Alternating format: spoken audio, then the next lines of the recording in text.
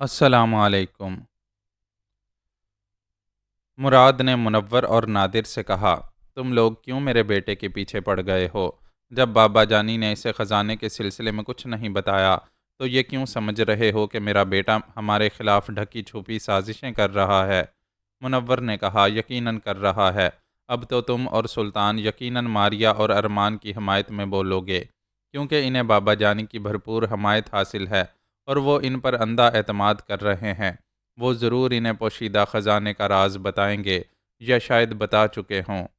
سلطان نے کہا، آپ خواہ مخواہ ہم پر شبہ کر رہے ہیں، ہم سے بدظن ہوتے رہیں گے۔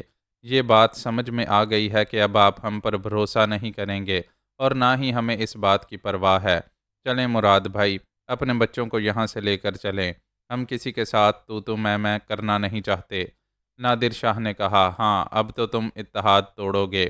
اب تمہیں نہ میری ضرورت رہی ہے، نہ منور بھائی کی، اور نہ ہی تم کبھی بہنوں کا حق دینا چاہو گے۔ تم دونوں نے منور بھائی کو اندھیرے میں رکھ کر بڑی زبردست چال چلی ہے۔ سلطان نے اپنی بیٹی ماریہ کا ہاتھ پکڑا اور مراد نے اپنے بیٹے ارمان کے شانے کو تھپک کر کہا، چلو بیٹا یہاں سے، کوئی دشمن بن کر ہمارا کچھ نہیں بگاڑ سکے گا، خدا ہمارے ساتھ ہے۔ مراد اور سلطان اندر ہی اندر خوش ہو رہے تھے۔ ان کے بچوں کو میری حمایت حاصل ہو گئی تھی اور یہ یقین ہو گیا تھا کہ سارا خزانہ انہی کے حصے میں آئے گا۔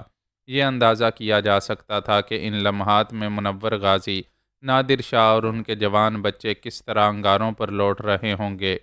وہ جیتے جی اتنے بڑے خزانے سے محروم ہو جانے کا تصور بھی نہیں کر سکتے تھے۔ اسے حاصل کرنے کے لیے جان دینے اور جان لینے والی دشمنی برقرار رکھنے والے تھے۔ ادھر سلطان اور مراد مسرتوں سے نہال ہو رہے تھے۔ ماریہ اور ارمان کو تنہائی میں بٹھا کر ان کی خوب تعریفیں کر رہے تھے۔ یہ کہہ رہے تھے کہ انہوں نے باپ سے دشمنی کر کے کچھ حاصل نہیں کیا، مگر بچے اپنے دادا جان سے محبت کر کے بہت کچھ حاصل کرنے والے ہیں۔ مراد نے بیٹے سے پوچھا، بابا جانی نے خزانے کے متعلق کیا بتایا ہے؟ ارمان نے کہا، یقین کریں اس کا ذکر ابھی آپ کے سامنے ہوا تھا۔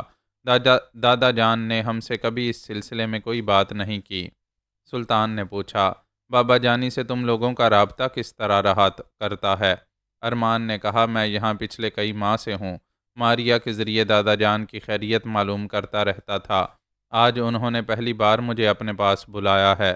مراد نے کہا، کوئی بات نہیں، ابھی انہوں نے خزانے کے متعلق کچھ نہیں بتایا، مگر رفتہ رفتہ بہت کچھ بتائیں گے۔ تم دونوں ان کا بھرپور اعتماد حاصل کرتے رہو۔ سلطان نے کہا، ہم ان کے حکم کے مطابق یہاں سے چلے جائیں گے، مگر تمہیں یہاں بہت محتاط رہنا ہوگا۔ منور بھائی اور نادر شاہ تم دونوں کے پیچھے پڑ جائیں گے۔ ارمان نے کہا، آپ اطمینان رکھیں، ہم بچے نہیں ہیں، پھر یہ کہ حیات مرزا نے ہمارے لیے سیکیورٹی کے سخت انتظامات کیے ہیں۔ ہم اپنے طور پر بھی بہت محتاط رہا کریں گے۔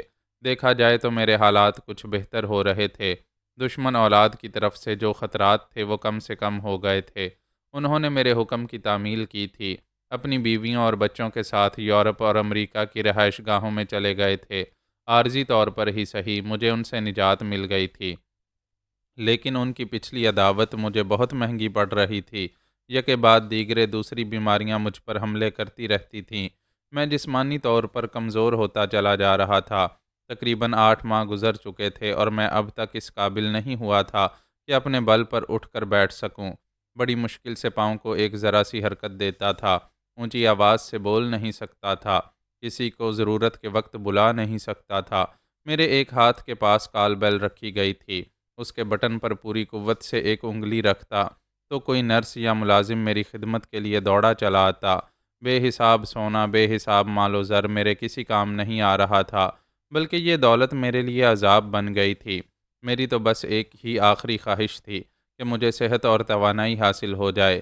ہم اپنی زندگی میں بہت سی مصیبتیں جھیلتے ہیں، اگرچہ اچھے دن بھی دیکھتے ہیں، مگر مسرتوں سے زیادہ مصیبتیں گلے پڑتی رہتی ہیں۔ اس کے باوجود یہ دنیا چھوڑ کر جانے کو جی نہیں چاہتا۔ میں بھی بستر پر پڑا سوچتا رہتا تھا، ایسا کچھ ہو جائے کہ کوئی آ کر مجھ سے میری ساری دولت لے لے اور اپنی بھرپور جوانی مجھے دے دے۔ دنیا میں جینے کے لیے جوانی ہی سب کچھ ہے، ورنہ بڑھاپا تو بیماریوں کا گھر ہوتا ہے۔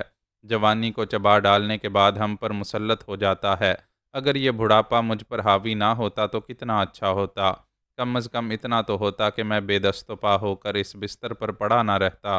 یہ ایک حقیقت ہے، دنیا کے بیشتر بوڑھے بچگانہ سا خواب دیکھتے ہیں، بچگانہ سی خواہش دل میں پالتے ہیں کہ شاید یہ بڑھاپا دائمی نہ ہو اور ہمیں موت کی طرف نہ لے جائے بلکہ واپس پھر جوانی کی طرف لے آئے۔ کیا ایسا ممکن ہے کہ وقت کا کانٹا الٹا چلنے لگے، ہماری عمر آگے اور بڑھاپے کی طرف جانے کی بجائے الٹے پاؤں جوانی کی طرف پلٹ آئے؟ پہلے یہ خواہش دھیمی دھیمی سی تھی، اب شدت اختیار کر رہی تھی۔ میرے اندر جو یہ بات گردش کرتی رہتی تھی کہ ایک بار مجھے صحت اور توانائی، یا دوسرے لفظوں میں جوانی واپس مل جائے، میں اپنی اولاد کے مقابلے میں جوان اور توانا ہو کر ان سے پنجے لڑا سکوں، قدم قدم پر ان کی سازشوں اور عداوتوں کا منہ توڑ جواب دے سکوں۔ ابھی میں بستر پر بے دست و پا پڑا ہوا تھا، کسی حد تک اپنے لیے حفاظتی انتظامات کر رہا تھا، بلکہ میں نہیں، حیات مرزا یہ سب کچھ کر رہا تھا۔ یعنی میں دوسروں کے سہارے پر تھا، اپنے طور پر اپنے لیے کچھ نہیں کر سکتا تھا، اور میں یہی چاہتا تھا کہ کسی کا محتاج نہ رہوں، اتنی توانائی حاصل ہو جائے کہ اپنی حفاظت خود کر سکوں، مجھے زیادہ نہ سہی اپنی گزری ہوئی جوانی اور توانائی تھوڑی سی مل جائے۔ ایسی خوشکن باتیں سوچتے سوچتے، جوانی کے سبز باغ دیکھتے دیکھتے وقت گزر رہا تھا۔ ایسے ہی سہانے سپنے دیکھتے دیکھتے دیکھتے آخری وقت آ جاتا ہے، میرے ساتھ بھی یہی ہو رہا تھا۔ میں ہڈیوں کا ڈھانچہ بن چکا تھا، اب شاید میرے بدن پر کبھی گوشت چڑھنے والا نہیں تھا۔ ان حالات میں پھر ایک بار میری شامت آ گئی۔ ایک رات میں گہری نیند میں تھا، اچانک ہی میرے جسم کو جھٹکا سا لگا، کسی نے میرے سر کے بالوں کو مٹھی میں جکڑ کر ایک دم سے اٹھا کر بٹھا دیا تھا۔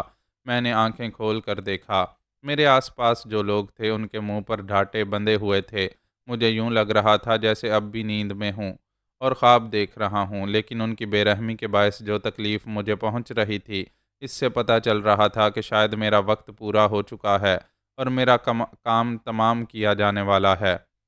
ایک شخص نے مجھے کاندھوں پر لاد لیا تھا، وہ سب دوڑتے ہوئے ہاسپٹل کے مختلف حصوں سے گزرتے ہوئے باہر جا رہے تھے۔ میں نے کئی جگہ مسلح گارڈز کی لاشیں دیکھیں، یہ بات سمجھ میں آ گئی کہ دشمنوں نے شب خون مارا ہے اور مجھے وہاں سے کسی دوسری جگہ لے جایا جا رہا ہے۔ میں کسی شخص کے کاندھے پر نڈھال سا پڑا ہوا بے بسی سے گزرتے ہوئے مناظر دیکھ رہا تھا۔ ایسے ہی وقت مجھے ارمان دکھائی دیا، وہ ایک دیوار کی آڑ میں چھپا ہوا تھا، اس کے ساتھ دو مسلح گارڈز بھی تھے۔ اس نے نشانہ لے کر گولی چلائی، جو شخص مجھے اٹھا کر لے جا رہا تھا وہ لڑکھڑا کر گر پڑا۔ اس کے ساتھ چلنے والے دوسرے دشمن نے مجھے اٹھانا چاہا تو مسلح گارڈز فائر کرنے لگے، مجھے اٹھا کر لے جانے والے مجبوراً تتر بتر ہو گئے۔ ارمان دوڑتا ہوا میری طرف آ رہا تھا، وہ مجھے اٹھا کر کسی محفوظ جگہ لے جانا چاہتا تھا۔ ایسے ہی وقت کہیں سے ایک گولی چلی اور وہ اچھل کر زمین پر گر پڑا، میری آنکھوں کے سامنے تڑپنے لگا۔ میں بھی اندر ہی اندر تڑپ اٹھا، اس کے پاس پہنچنا چاہا، مگر مجھ میں ہلنے جلنے کی سکت نہیں تھی۔ میں اپنی آنکھوں کے سامنے اپنے پوتے کو خون میں بھیگتے اور دم توڑتے ہوئے دیکھ رہا تھا۔ ایسا دل توڑنے والا المناک منظر دیکھنا مقدر میں لکھا ہوا تھا۔ میں بوڑھا اب تب میں مرنے والا تھا، مگر میرے سامنے میرا جوان پوتا دم توڑ چکا تھا۔ لہو کے رشتوں میں وہی بچہ تو ایک ایسا تھا جس سے مجھے بھرپور محبت ملتی رہی تھی اور آئندہ بھی ملنے والی تھی، مگر سارا قصہ ہی تمام ہو گیا تھا۔ میں سوچ بھی نہیں سکتا تھا کہ میری بوڑھی آنکھوں کو بجھنے سے پہلے ایسا منظر دیکھنا ہوگا۔ کاؤنٹر فائرنگ میں وہ دونوں مسلح گارڈز بھی مارے گئے تھے۔ پھر وہی منہ پر ڈھاٹا باندھے ہوئے دو افراد میرے قریب آئے، ان میں سے ایک نے مجھے کاندھے پر لادا، پھر وہ ہاسپٹل سے باہر آ گئے۔ وہاں کئی گاڑیاں کھڑی ہوئی تھیں، ایک وین کے پچھلے حصے میں میرے لیے بستر بچھایا گیا تھا، مجھے وہاں ڈال دیا گیا۔ میرا سر چکرا رہا تھا، میں نے آنکھیں بند کر لیں۔ یہ معلوم ہو رہا تھا کہ وہ گاڑیاں وہاں سے چل پڑی ہیں اور مجھے اغوا کرنے والے اپنے مقصد میں کامیاب ہو رہے ہیں۔ ایسا بھی ہوتا ہے، کسی سے دشمنی نہ کرو، پھر بھی آپ ہی آپ دشمن پیدا ہو جاتے ہیں۔ دولت اس دنیا کی سب سے بڑی شیطانی بلا ہے، اس کی شیطانی کشش نے لہو کے اور دودھ کے مقدس رشتوں کو ایک گالی بنا دیا تھا۔ میں پھر ایک بار گالیاں کھاتا ہوا پتہ نہیں کہاں اپنی آخری سانسیں پوری کرنے جا رہا تھا۔ وہ گاڑی تقریباً 2 گھنٹے تک چلتی رہی، پھر وہ اونچے نیچے کچے راستوں سے گزرنے لگی۔ مجھے یاد آیا تقریباً 8 ماہ پہلے بابر بلّہ کے آدمی مجھے ایسے ہی کسی راستے سے لے گئے تھے۔ میں کس قدر مجبور اور بے بس ہو گیا تھا، کوئی یار و مددگار نہیں تھا۔ ایسے وقت دعاؤں کا سہارا رہ جاتا ہے، اور میں دل ہی دل میں دعا مانگ رہا تھا۔ میری ایک ہی دعا تھی، ایک ہی خواہش تھی کہ یہ بڑھاپا، یہ کمزوری ختم ہو جائے۔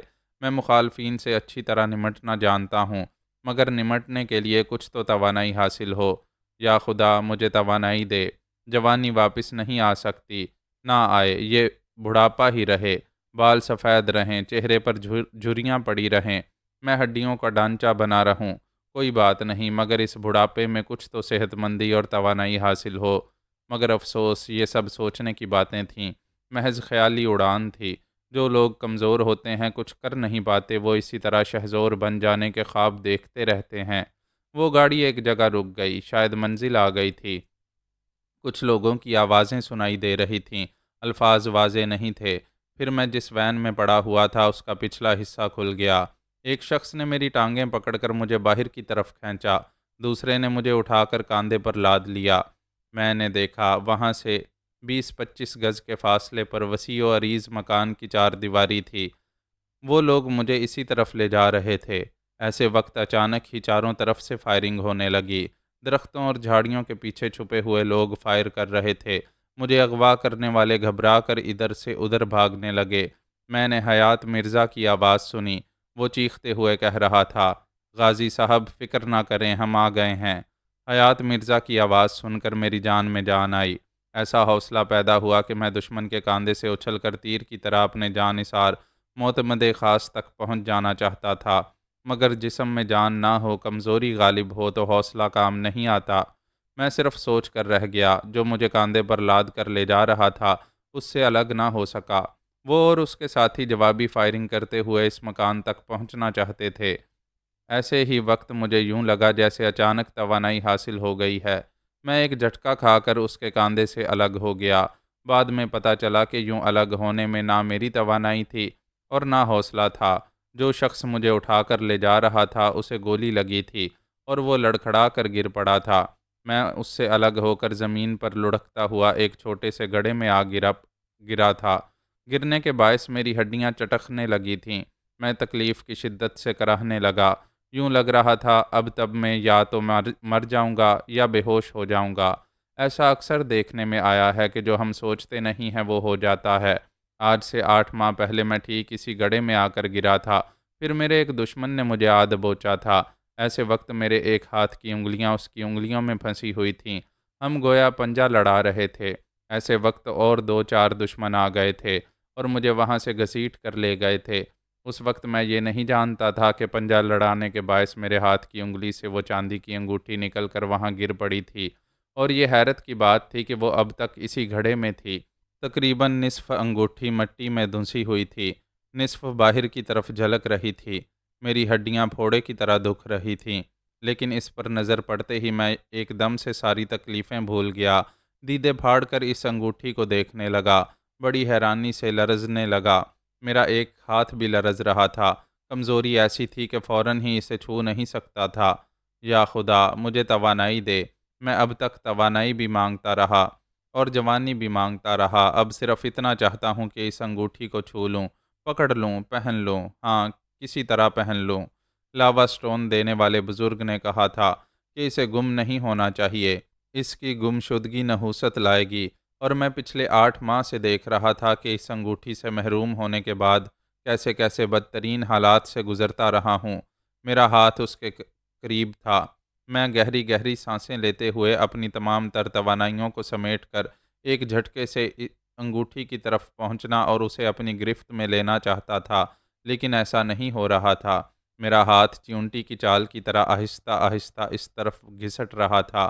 یہ فکر بھی تھی کہ کوئی دشمن آ کر مجھے وہاں سے کھینچ کر انگوٹھی سے دور نہ لے جائے۔ اس وقت فائرنگ کی شدت میں کمی ہو گئی تھی۔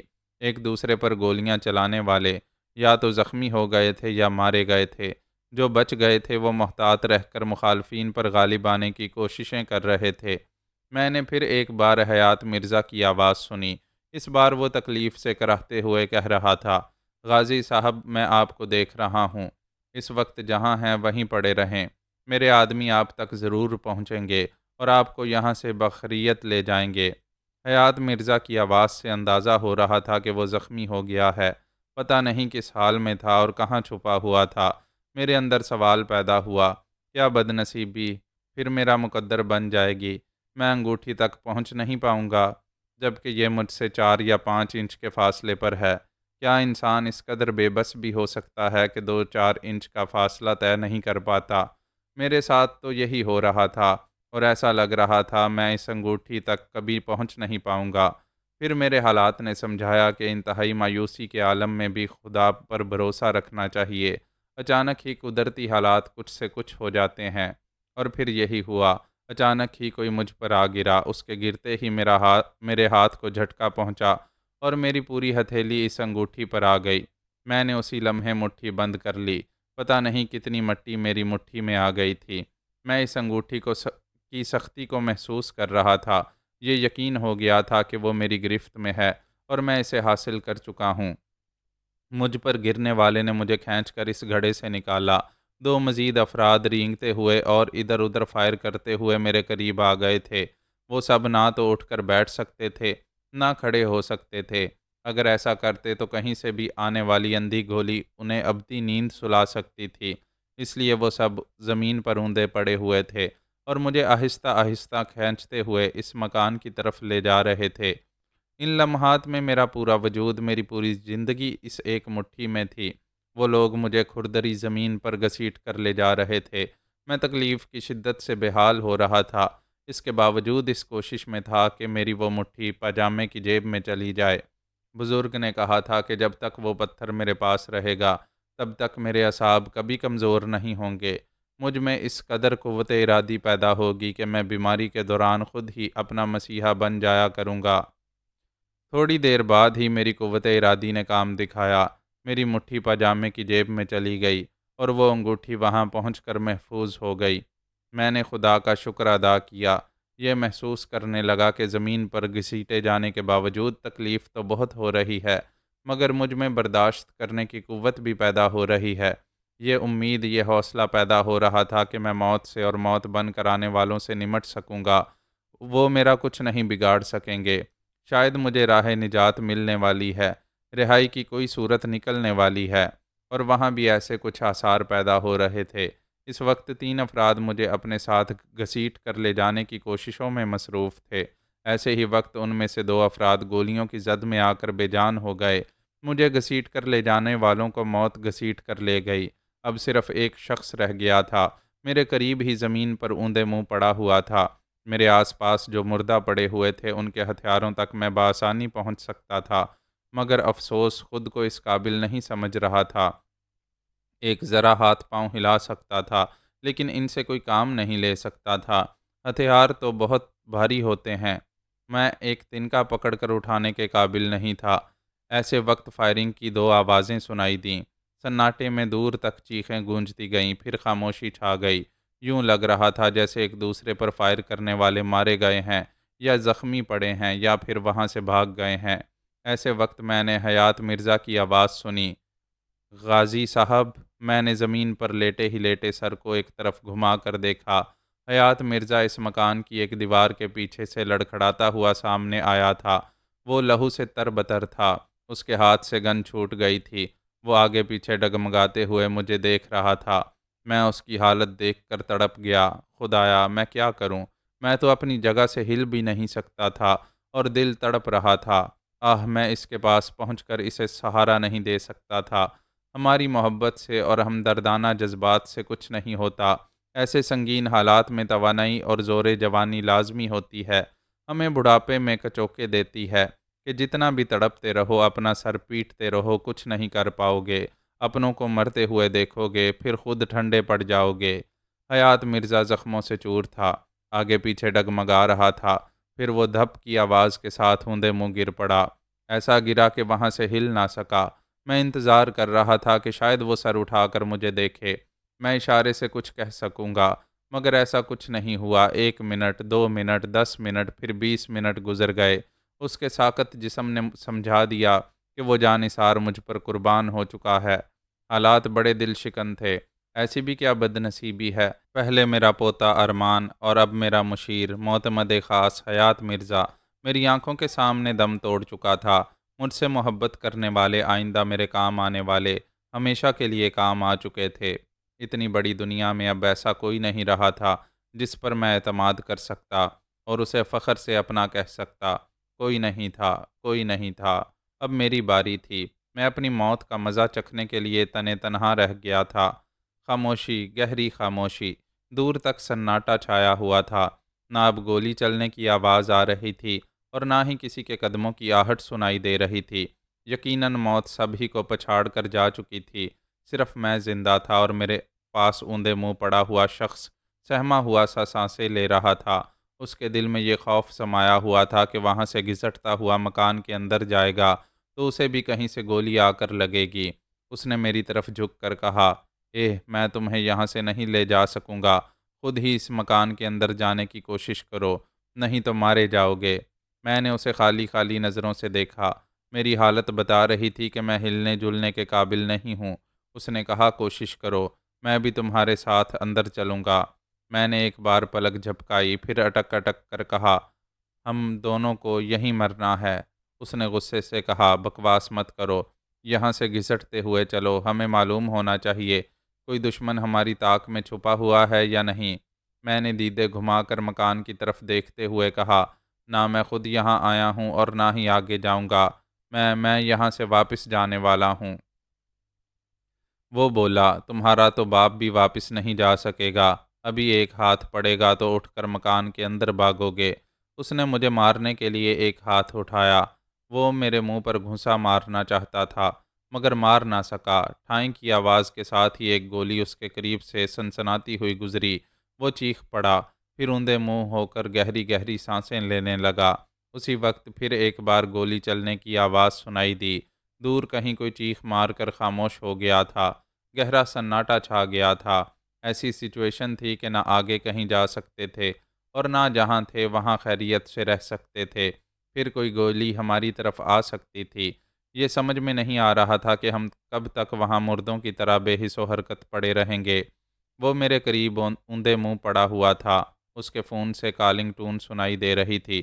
اس نے جیب سے اسے نکال کر نمبر پڑھے، پھر بٹن دبا کر کان سے لگاتے ہوئے بولا، ہیلو بلے بھائی، میں گلو بول رہا ہوں۔ بابر بلے نے پوچھا، وہاں کیا ہو رہا ہے؟ وہ بولا، یہاں بہت کچھ ہو چکا ہے، آگے کیا ہونے والا ہے کچھ پتہ نہیں۔ ہمارے سب ہی آدمی مارے گئے ہیں، کوئی دشمن بھی زندہ دکھائی نہیں دے رہا ہے۔ میں اس بوڑھے غازی کے ساتھ زمین پر پڑا ہوا ہوں۔ تھوڑی دیر پہلے میں نے ہاتھ اٹھایا تھا تو ایک گولی چلی تھی، میں تو بچ گیا مگر دوسری گولی چلنے کے بعد کسی کی چیخ سنائی دی تھی، ہمارا کوئی دشمن زندہ ہے، اس طاق میں ہے کہ میں یہاں سے اٹھوں اور وہ مجھے گولی مار دے۔ کیا وہ غازی زندہ ہے؟ ہاں زندہ تو ہے مگر مردے سے بدتر ہے، اپنی جگہ سے ذرا ہلتا بھی نہیں ہے، اس سے بات کراؤ۔ اس نے میری طرف فون بڑھاتے ہوئے کہا، بلے بھائی سے بات کرو۔ تھوڑی دیر پہلے میرے اندر اس قدر کمزوری تھی کہ گڑھے میں گرنے کے بعد اس انگوٹھی تک پہنچ نہیں پا رہا تھا۔ اب اسے حاصل کرنے کے بعد محسوس کر رہا تھا جیسے طبیعت بحال ہو رہی ہے۔ وہ انگوٹھی میری جیب میں تھی اور پتہ نہیں کیوں مجھے اطمینان قلب حاصل ہو رہا تھا۔ جب اس شخص نے اپنا فون میری طرف بڑھایا تو میں نے بے اختیار اسے تھام لیا۔ بڑی حیرانی سے اپنے ہاتھ کو پھر اس فون کو دیکھا۔ سمجھ میں نہیں آیا کہ اسے تھام لینے کی توانائی کیسے حاصل ہو گئی ہے۔ میں نے اسے کان سے لگا کر کہا، ہیلو۔ دوسری طرف سے بلے نے کہا، گلو کہہ رہا ہے تم مردے سے بدتر ہو گئے ہو مگر تم تو بول رہے ہو۔ میں نے کہا، یہ خوشخبری میرے بیٹوں کو سنا دو کہ میں بول رہا ہوں، ابھی زندہ ہوں مگر وہ بات کبھی نہیں بولوں گا جسے وہ سننا چاہتے ہیں۔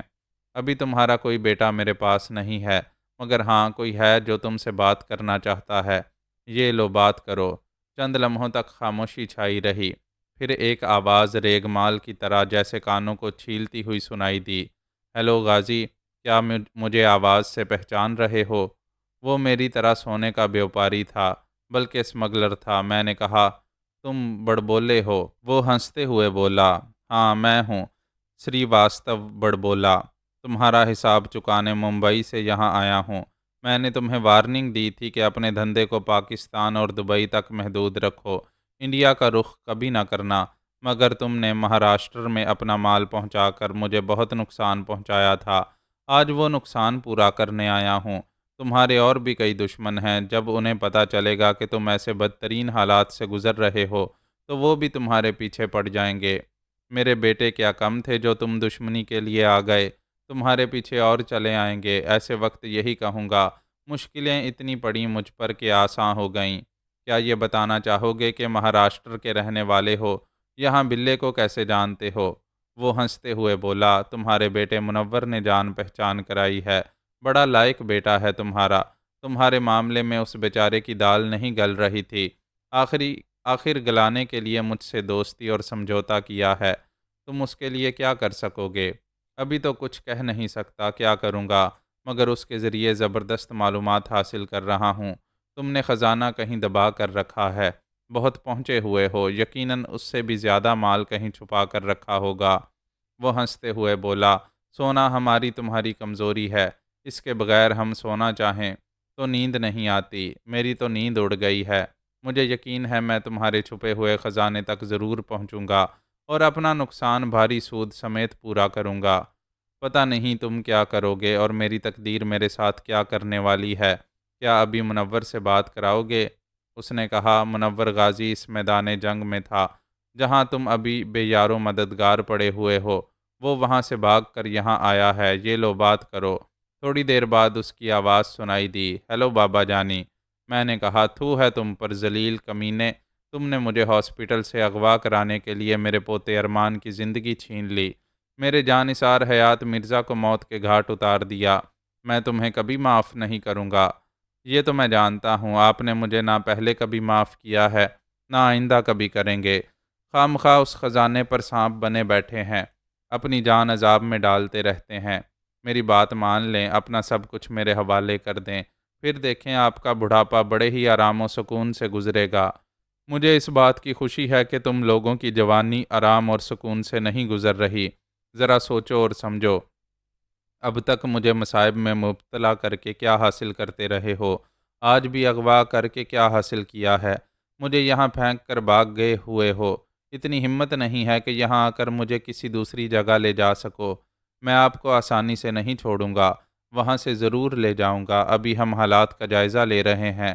مراد اور سلطان نے میرے خلاف محاذرائی کی ہے، ان کے مسلح گنڈوں نے ہمیں بہت نقصان پہنچایا ہے۔ شاید وہ دونوں پسپا ہو کر بھاگ گئے ہیں یا مارے گئے ہیں۔ آپ کا وہ جانثار حیات مرزا اور اس کے آدمی بھی مارے گئے ہیں۔ ہم سوچ بھی نہیں سکتے تھے کہ اتنی زیادہ مخالفتیں اور رکاوٹیں پیدا ہوں گی۔ میں نے کہا، میں بہت مجبور، بے بس اور کمزور ہوں، اپنی حفاظت کرنے کے قابل نہیں ہوں۔ اس کے باوجود تمہاری پہنچ سے دور ہوں، تمہارے ہاتھوں عذاب میں مبتلا رہنے کے بعد بھی محفوظ ہوں۔ خدا سے مانگ رہا ہوں تمہارے آنے سے پہلے ہی کوئی مددگار آئے اور مجھے کہیں دور لے جائے۔ وہ حقارت سے بولا، دعا قبول نہیں ہوگی، ہم جلد ہی وہاں پہنچنے والے ہیں، آپ کو اپنی چھتر چھایا سے نکل کر جانے نہیں دیں گے۔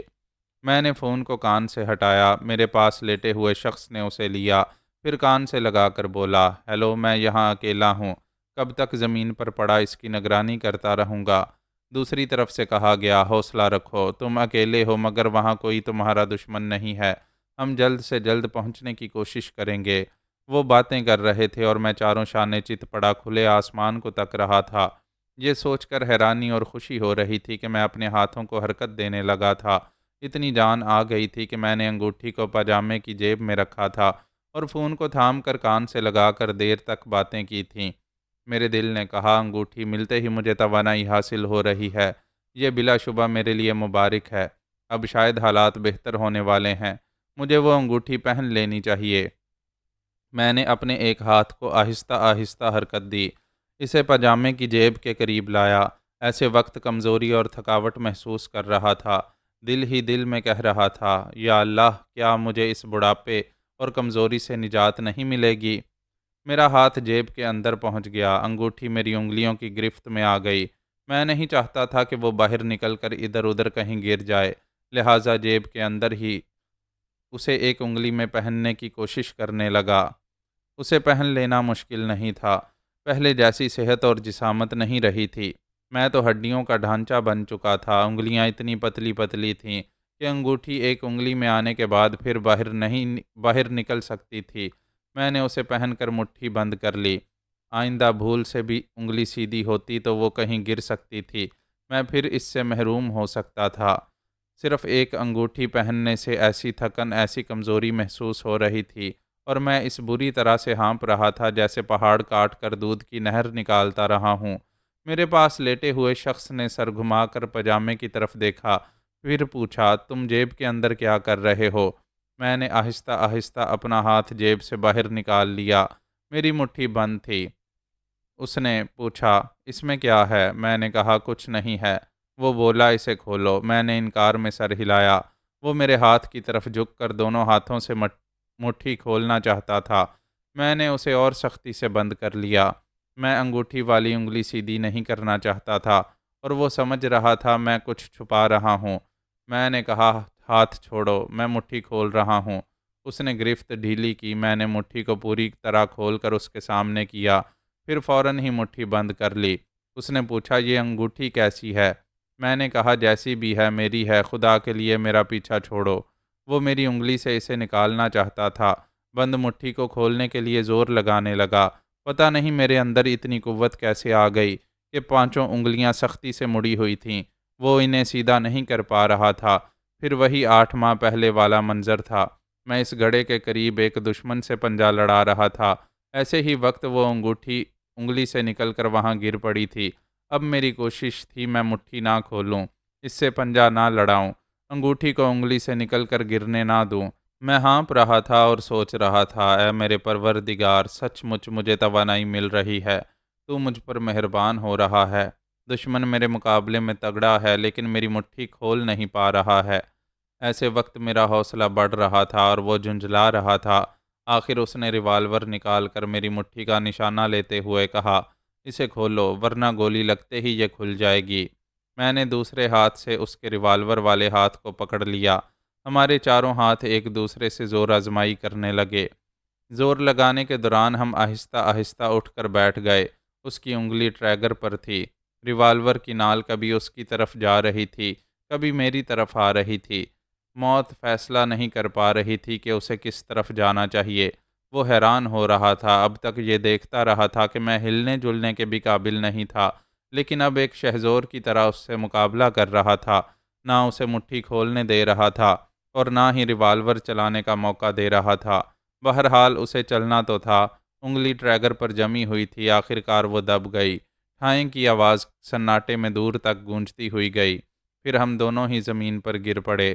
میرے ہاتھ پاؤں ڈھیلے پڑ گئے، سر بری طرح چکرا رہا تھا، آنکھوں کے سامنے آسمان گھوم رہا تھا۔ میں نے دائیں بائیں دیدے گھمائے، آس پاس کے مناظر بھی گھومنے لگے۔ آنکھوں کے سامنے اندھیرا چھانے لگا، پھر شاید وہی بڑھاپا، وہی کمزوری غالب آ گئی۔ میں اپنے آپ سے غافل ہو گیا۔ پتہ نہیں میں کس عالم میں تھا۔ گہری نیند سونے والے نیم مردہ ہوتے ہیں، نہ آنکھیں کھول کر دیکھ پاتے ہیں، نہ کسی کی آواز سنتے ہیں، نہ کسی کو اپنی آواز سناتے ہیں۔ میں خود کو بھلا چکا تھا۔ جب تک آنکھ نہ کھلتی تب تک نہ تو خود کو دیکھ پاتا، نہ پہچان پاتا۔ تب میں نے خود کو گہری تاریکی میں پایا۔ میرے سامنے کچھ فاصلے پر روشنی کی ایک ہلکی سی کرن نمودار ہو رہی تھی۔ میں نے دل کی گہرائیوں سے گڑ گڑاتے ہوئے دعا مانگی، یا اللہ، اگر میں مر چکا ہوں تو مجھے قیامت کی نیند سونے دے۔ اگر میرے مقدر میں جاگنا ہے تو مجھے بڑھاپے میں نہ جگا۔ اب میں آنکھ کھولوں تو جوانی میں، ورنہ ابدی نیند سوتا رہ جاؤں۔ وہ جو روشنی کی ایک کرن نمودار ہو رہی تھی، وہ رفتہ رفتہ انسانی جسم کی صورت اختیار کرنے لگی۔ مجھے وہی بزرگ دکھائی دیے جن سے ایک بار جکارتا کی مسجد میں ملاقات ہوئی تھی۔ ان کے سر اور داڑھی کے بال چاندی کی طرح چمک رہے تھے اور ہاتھ میں ایک عصا تھا۔ وہ اسے زمین پر ٹیکتے ہوئے میرے قریب آ رہے تھے۔ میں ایک بیمار کی طرح چاروں شانے چت پڑا ہوا تھا۔ انہوں نے قریب آ کر مجھے دیکھا۔ کمزوری کے باعث میری آنکھیں دھندلائی ہوئی تھیں۔ وہ واضح طور پر نظر آ رہے تھے۔ انہوں نے کہا، تم نے میری امانت کو سنبھال کر رکھا ہے، مجھے یقین ہے دوسری بار اسے گم نہیں ہونے دو گے۔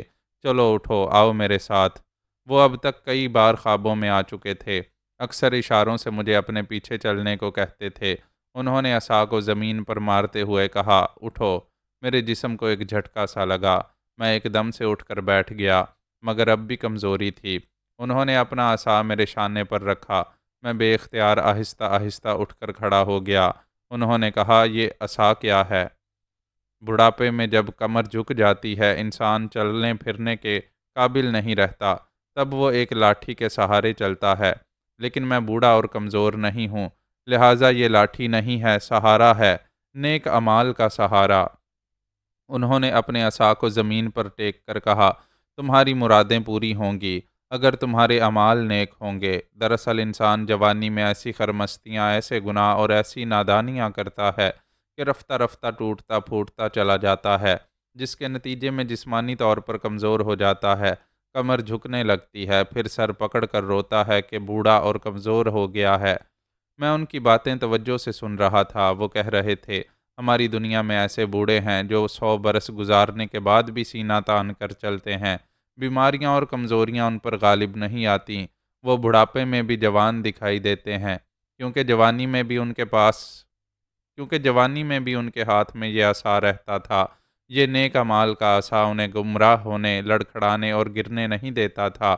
انہوں نے ایک قدم آگے آ کر اپنے عصا کو میری طرف بڑھاتے ہوئے کہا، لو، نیک اعمال کو تھام لو۔ جب تک یہ تمہارے ہاتھ میں رہے گا، جوانی کی توانائیاں تمہارے ساتھ چلیں گی۔ میں نے ہاتھ بڑھا کر عصا کو تھام لیا، وہ ان کے ہاتھ سے میرے ہاتھ میں آ گیا۔ انہوں نے اپنے دونوں بازو یوں پھیلائے جیسے گلے لگنے کو کہہ رہے ہوں۔ میں فرط مسرت سے آگے بڑھا تو حیران رہ گیا۔ وہ نظر آ رہے تھے لیکن میں انہیں چھو نہیں پا رہا تھا۔ جب ہم نے ایک دوسرے کو اپنے بازوؤں میں لیا تو وہ جیسے میرے اندر سماتے چلے گئے۔ میرے ذہن کو ایک جھٹکا سا لگا، میں ڈائری پڑھنا بھول گیا۔ ایک دم بابا سائیں یاد آ گئے۔ وہ بھی میرے اندر سما جاتے تھے یا مجھے اپنے اندر چھپا لیتے تھے۔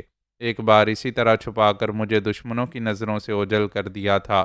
دوسری بار مجھے چھپا کر پھولوتی کے پاس لے گئے تھے اور اسے کلمہ پڑھایا تھا، اور اب میرا بیٹا ڈائری میں لکھ رہا تھا کہ وہ جکارتا والے بزرگ گلے لگتے وقت اس کے اندر سما گئے تھے۔ یہ سب کیا تھا؟ کیا 70 برس کے بعد جو بزرگ میرے بیٹے کی دستگیری کے لیے آئے تھے وہ بابا سائیں تھے؟ مجھے اس سوال کا جواب نہیں مل سکتا تھا۔ میں نے پھر ڈائری کھولی۔ ادھر میرا بیٹا حیران تھا، اس کے ہاتھ میں عصا آ گیا تھا، مگر وہ بزرگ گلے لگتے ہی ایسے گم ہو گئے تھے جیسے اس کے اندر سما گئے ہوں۔ ڈائری کے الفاظ میرے بیٹے کی زبان سے کہہ رہے تھے، میں ہمیشہ خواب دیکھتا آیا ہوں، خیالوں سے بہلتا رہا ہوں، مگر ان لمحات میں یقین ہو رہا تھا کہ دل کو بہلانے والی کوئی بات نہیں ہے۔ وہ میرے اندر سما گئے تھے۔ میں بے پناہ قوت محسوس کر رہا تھا اور عصا ٹیکتا ہوا آگے بڑھتا جا رہا تھا۔ میرے آگے زندگی کا نیا باب کھل چکا تھا۔ جوانی ہمیشہ بڑھاپے کی طرف جاتی ہے، میں بڑھاپے سے جوانی کی طرف لوٹ رہا تھا۔ میرے اندر توانائی ایسے بھر رہی تھی جیسے جوانی آ گئی ہو۔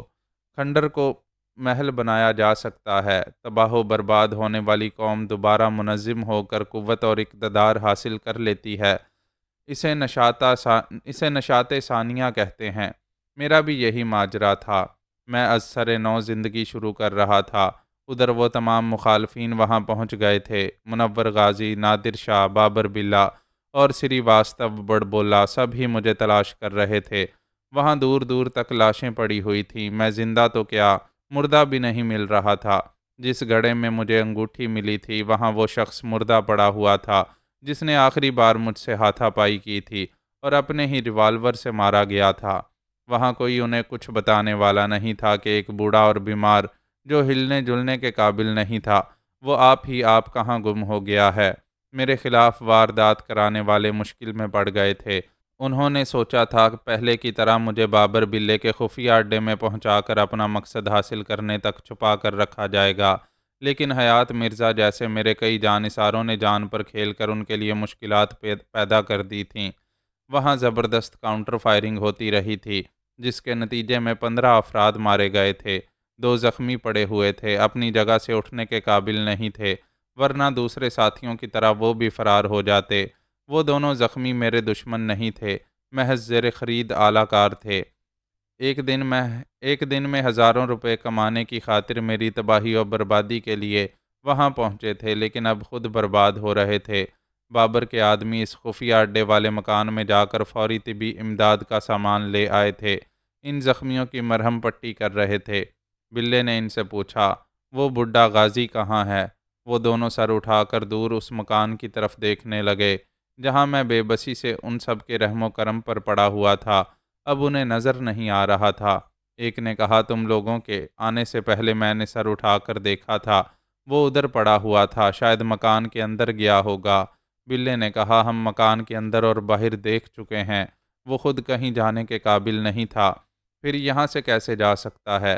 منور نے کہا، یہاں ایک یا ایک سے زیادہ افراد آئے ہوں گے، وہ یقیناً بابا جانی کو اٹھا کر لے گئے ہوں گے، تم دونوں نے کچھ تو دیکھا ہوگا، ہم نے اب تک ادھر کسی کو آتے نہیں دیکھا ہے۔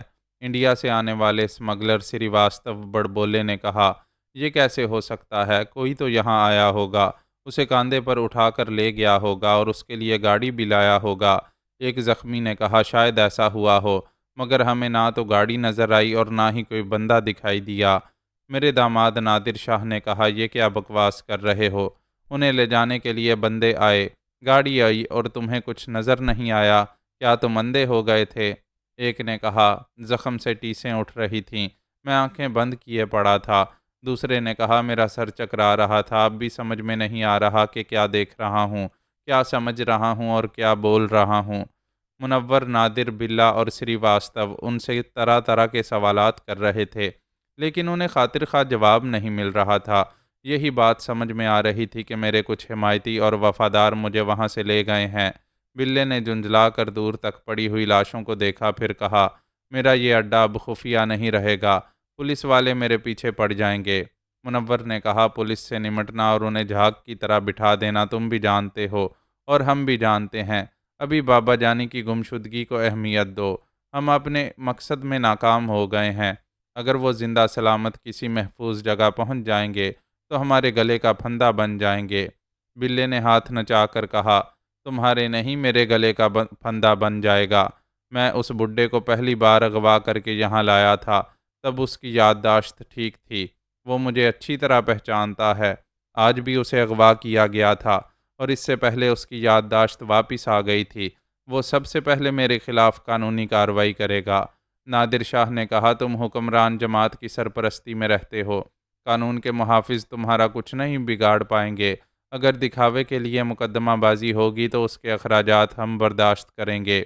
منور نے کہا، تم ہماری پریشانیوں کو سمجھو، مراد کا بیٹا ارمان مارا گیا ہے، ہمارے دونوں بھائی ماتم کر رہے ہوں گے، اس کی آخری رسومات ادا کرتے ہی مجھے اور نادر شاہ کو قانونی شکنجے میں لانے کی کوشش کریں گے۔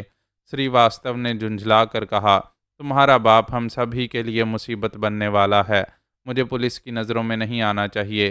اگر یہ بھید کھلے گا کہ میں انڈیا سے آیا ہوں، سونے کا اسمگلر ہوں، یہاں بڈھے غازی کے خلاف تمہارا ساتھ دے رہا ہوں، تو تم سب مجھے بچا نہیں پاؤ گے۔ میں تو جا رہا ہوں، فون کے ذریعے رابطہ رکھوں گا۔ پھر وہ اپنی گاڑی میں بیٹھتے ہوئے منور سے بولا، یہاں میرے اپنے جاسوس ہیں، میں ان کے ذریعے تمہارے باپ کو تلاش کروں گا، ہمیں جلد سے جلد معلوم ہونا چاہیے وہ بیمار اور کمزور بڈھا کہاں گم ہو گیا ہے، اسے کون لے گیا ہے، کہاں لے گیا ہے۔ اس نے کہا، اگر بابا جانی کو کوئی وفادار جانثار انہیں لے گیا ہے تو وہ بہت محتاط رہے گا، بڑی رازداری سے ان کا علاج بھی کرائے گا اور ہمارے خلاف قانونی کارروائیاں بھی کرتا رہے گا۔ واستو وہاں سے چلا گیا۔ منور خوب سمجھ رہا تھا کہ مراد اپنے جوان بیٹے کی ہلاکت پر کس طرح صدمات سے دوچار ہو رہا ہوگا، بھائی اور بہنوئی کے خلاف نہ جانے کیا کچھ کر رہا ہوگا۔ اتنا تو یقین تھا کہ وہ ان کی گرفتاری کا وارنٹ ضرور جاری کرائے گا۔ اس نے پریشان ہو کر بلے اور نادر کو دیکھا، پھر کہا، ہمیں مراد اور سلطان کی مخالفت بہت مہنگی پڑے گی، وہ ہمارے خلاف بیان دیں گے کہ ہم نے بابا جانی کو اغوا کرایا ہے، ایسے وقت انہوں نے ہمیں روکنے کی کوششیں کی تھیں، تب ہم نے اس کے بیٹے ارمان کو گولی مار دی۔ بلے نے کہا، اس طرح وہ چشمدید گواہ کے طور پر تمہیں اپنے بیٹے کا قاتل ثابت کریں گے۔ نادر نے کہا، اگر بابا جانی کی طرف سے بھی کارروائی کی جائے گی تو ہمارے خلاف بہت ہی مضبوط مقدمہ قائم ہوگا، وہ کبھی سوچ بھی نہیں سکتے تھے کہ میں یوں اچانک کہیں غائب ہو جاؤں گا اور ان کے لیے جان لیوا مصائب پیدا کروں گا۔ منور نے کہا، ہمارا وکیل ابھی عدالت میں ہوگا، ہمارے لیے قبل از گرفتاری ضمانت نامہ حاصل کر رہا ہوگا، ہمیں ہتھ کڑی تو نہیں لگے گی مگر ہمارا آرام اور سکون غارت ہو جائے گا، زندگی حرام ہو جائے گی۔ بلے نے کہا، میں پہلے ہی کہتا تھا اس بڈھے کو چھری تلے حلال کر دو، مگر پتہ نہیں تم لوگوں نے اسے کس لالچ میں اب تک زندہ رکھا ہے۔ اتنا تو اندازہ ہے کہ اسے زندہ رکھ کر کوئی بہت بڑا اور لمبا ہاتھ مارنا چاہتے ہو۔ پھر بلے نے سوچتے ہوئے سر کھجاتے ہوئے کہا، بڈھا بڑا زبردست ہے، اسے مارنے کے لیے انڈیا سے بھی وہ اسمگلر آیا ہوا ہے۔ پھر وہ دور تک لاشوں کو دیکھتے ہوئے بولا، پولیس والوں کی یہ عادت اچھی ہے کہ وہ وقت پر نہیں پہنچتے۔ ہم ان کے پہنچنے سے پہلے ہی یہ جگہ چھوڑ دیں تو بہتر ہوگا، بعد میں جو ہوگا دیکھا جائے گا۔ انہیں وہاں سے جانا ہی تھا، مگر جانے کے بعد وہ کہیں آرام سے بیٹھ نہیں سکتے تھے۔ میری گمشدگی نے ان کا آرام حرام کر دیا تھا۔ انہوں نے وہاں سے واپس جانے کے لیے مختلف راستے اختیار کیے۔ جہاں بھی کوئی مکان یا انسانی آبادی نظر آ رہی تھی، وہاں لوگوں سے میرے متعلق پوچھ رہے تھے، میرا حلیہ بتا رہے تھے اور کہہ رہے تھے کہ وہ سب میرے بیٹے ہیں۔ ایک دشمن مجھے اغوا کر کے انہی راستوں سے کہیں لے گیا ہے۔ وہ لوگوں کو میری بیماری اور بے بسی کی دکھ بھری کہانی سنا رہے تھے، مگر انہیں میرا سراغ نہیں مل رہا تھا۔ وہ مایوس ہو رہے تھے، ان کے بدترین حالات سمجھا رہے تھے کہ وہ مایوس ہو کر بیٹھ جائیں گے تو میں کسی بھی دن کسی بھی وقت مصیبت بن کر ان پر نازل ہو جاؤں گا۔ اس سے پہلے ہی مجھے ڈھونڈ نکالنا بہت ضروری تھا۔ آخر ایک پنڈ میں ایک دکاندار نے کہا، ہاں ایسا ایک بوڑھا ادھر آیا تھا، اس کی داڑھی اور سر کے بال بڑے ہوئے تھے، وہ بالکل ہڈیوں کا ڈھانچہ دکھائی دے رہا تھا، ایک عصا ٹیک کر چل رہا تھا۔ منور نے کہا، عصا یعنی کہ لاٹھی؟ مگر بابا جانی کے پاس تو کوئی لاٹھی نہیں تھی۔ نادر نے کہا، انہیں کہیں سے مل گئی ہوگی، اسی کے سہارے چل رہے ہوں گے۔ یہ تو دیکھو کہ ہم 25 یا 30 میل کا فاصلہ طے کر چکے ہیں، کیا وہ ایک لاٹھی کے سہارے اتنی دور پیدل چلتے ہوئے آ سکتے ہیں؟ جبکہ ان کے اندر جان نہیں رہی تھی، وہ ایک مردے کی طرح پڑے رہتے تھے۔ وہ درست کہہ رہا تھا۔ میں جائے واردات سے نکل کر لاٹھی ٹیکتا ہوا ایک سمت چلا جا رہا تھا۔ میرے اندر ایسی تبدیلیاں پیدا ہو رہی تھیں جنہیں ابھی میں سمجھ نہیں پا رہا تھا، بس ایک عجیب بے خودی کے عالم میں چلا جا رہا تھا۔ یہ نہیں جانتا تھا کہ کہاں جانا ہے۔ اس وقت میرے سامنے کوئی منزل نہیں تھی، یہ خیال بھی نہیں آ رہا تھا کہ اپنی محل نما کوٹھی میں جانا چاہیے۔ ذہن میں ایک ہی بات سمائی ہوئی تھی، کسی طرح غسل کروں اور سب سے پہلے شکرانے کی نماز ادا کروں۔ میں پچھلی رات سے بھوکا پیاسا تھا، پھر بھی کھانے کی طرف رغبت نہیں تھی۔ اللہ تعالیٰ کی طرف سے مجھے بہت بڑا انعام مل رہا تھا، میں چلنے پھرنے کے قابل ہو گیا تھا، دشمنوں کی گرفت سے دور نکلتا جا رہا تھا۔ آخر ایک جگہ تھک کر گرتے گرتے بیٹھ گیا۔ ایک ویران سی جگہ تھی، کچے راستے پر ایک بائک دھول اڑاتی ہوئی آ رہی تھی۔ بائک چلانے والے جوان نے میرے پاس رک کر پوچھا، بابے کون ہو تم؟ ادھر اکیلے کیوں بیٹھے ہو؟ میں نے کہا، بیٹے اتنی عمر گزار کر بھی یوں لگ رہا ہے جیسے میں اکیلا پیدا ہوا تھا اور آج تک اکیلا ہوں۔ میری کوئی منزل نہیں ہے، مجھے کہیں جانا نہیں ہے، بس ایک آرزو ہے، کیا تم پوری کرو گے؟ میرے اختیار میں ہوگا تو ضرور آپ کے کام آؤں گا، فرمائیے کیا چاہتے ہیں آپ؟ مجھے کسی ایسی جگہ پہنچا دو جہاں غسل کرنے کے بعد نماز پڑھ سکوں۔ میرے اندر بے شمار سجدے مچل رہے ہیں، میں اپنے رب کے آگے جھکنے کے لیے بےتاب ہوں۔ وہ بولا، یہ تو کوئی مسئلہ نہیں ہے، اس طرح آپ کے کام آ کر میں بھی نیکی کماؤں گا، آئیں میرے پیچھے بیٹھ جائیں۔ میں اس کے پیچھے بائک پر بیٹھ گیا۔ وہ اسے سٹارٹ کر کے آگے بڑھاتے ہوئے بولا، میرا نام بلال احمد ہے، میں نیاز بیگ ٹھوکر کی طرف جانے کے لیے اس شارٹ کٹ راستے پر پہلی بار آیا ہوں، آگے کا راستہ نہیں جانتا، بس یقین ہے اپنی منزل تک پہنچ جاؤں گا۔ آگے ایک چھوٹی سی بستی تھی، اس کا نام تھے پنڈ تھا۔ بلال نے ایک دکاندار سے پوچھا، ادھر کوئی مسجد ہے؟ دکاندار نے کہا، مسجد کیا ہے، بس ایک 4 دیواری ہے، دکان کے پیچھے 10 قدم کے فاصلے پر۔ وہ مجھے وہاں لے گیا۔ اس وقت ظہر کی اذان ہو رہی تھی۔ پنڈ کے بوڑھے اور جوان نماز پڑھنے آئے تھے۔ بلال نے ان سے کہا، یہ بابے غسل کر کے نماز پڑھنا چاہتے ہیں، ان کے لیے کچھ کیا جائے۔ پنڈ کے لوگ بہت غریب تھے مگر دل والے تھے۔ ایک نے اپنے گھر لے جا کر مجھے غسل کرایا، دوسرے شخص نے اپنا ایک دھلا دھلایا صاف ستھرا لباس لا کر پہننے کو دیا۔ اس کے بعد میں ان کے ساتھ مسجد میں آ گیا۔ جب اپنی لاٹھی ایک طرف رکھ کر نماز پڑھنے لگا تو خوشی کے مارے میری آنکھوں سے آنسو نکل رہے تھے۔ میں نے آنسو ضبط کیے، نماز ادا کی، لیکن دعا مانگتے وقت پھر رونے لگا۔ تمام نمازی مجھ سے متاثر ہو رہے تھے، میرے حالات پوچھ رہے تھے۔ میں نے کہا، آپ حضرات میری فکر نہ کریں، میں کسی دکھ یا مصیبت کے باعث نہیں رو رہا ہوں۔ یہاں سے جانے کے بعد آپ لوگوں کو یاد رکھوں گا، ان غریبوں نے اپنی اوقات کے مطابق مجھے کچھ کھلایا پلایا، پھر میں بلال کے ساتھ بائک پر بیٹھ کر وہاں سے چل پڑا۔ میرے جانے کے تقریباً 1 گھنٹے بعد نادر اور منور مجھے تلاش کرتے ہوئے وہاں پہنچے تھے اور اس دکاندار سے معلومات حاصل کر رہے تھے۔ انہوں نے پنڈ والوں سے بھی پوچھ گچھ کی، مگر یہ معلوم نہ ہو سکا کہ میں اس بائک والے جوان کے ساتھ کہاں چلا گیا ہوں۔ بلال احمد چونکہ پہلی بار اس راستے سے گزرتا ہوا گیا تھا، لہٰذا پنڈ والے بھی اسے نہیں پہچانتے تھے۔ صرف اتنا معلوم ہوا تھا کہ وہ ان سے نیاز بیگ ٹھوکر کا راستہ پوچھ رہا تھا۔ یہ اندازہ ہو گیا کہ میں ضرور اس ٹاؤن کی طرف گیا ہوں، لہٰذا وہ فوراً ہی میری تلاش میں ادھر چل پڑے۔ انہیں ایک صحیح سمت مل گئی تھی، میں ان کے آگے تھا اور وہ میرے پیچھے پیچھے آ رہے تھے۔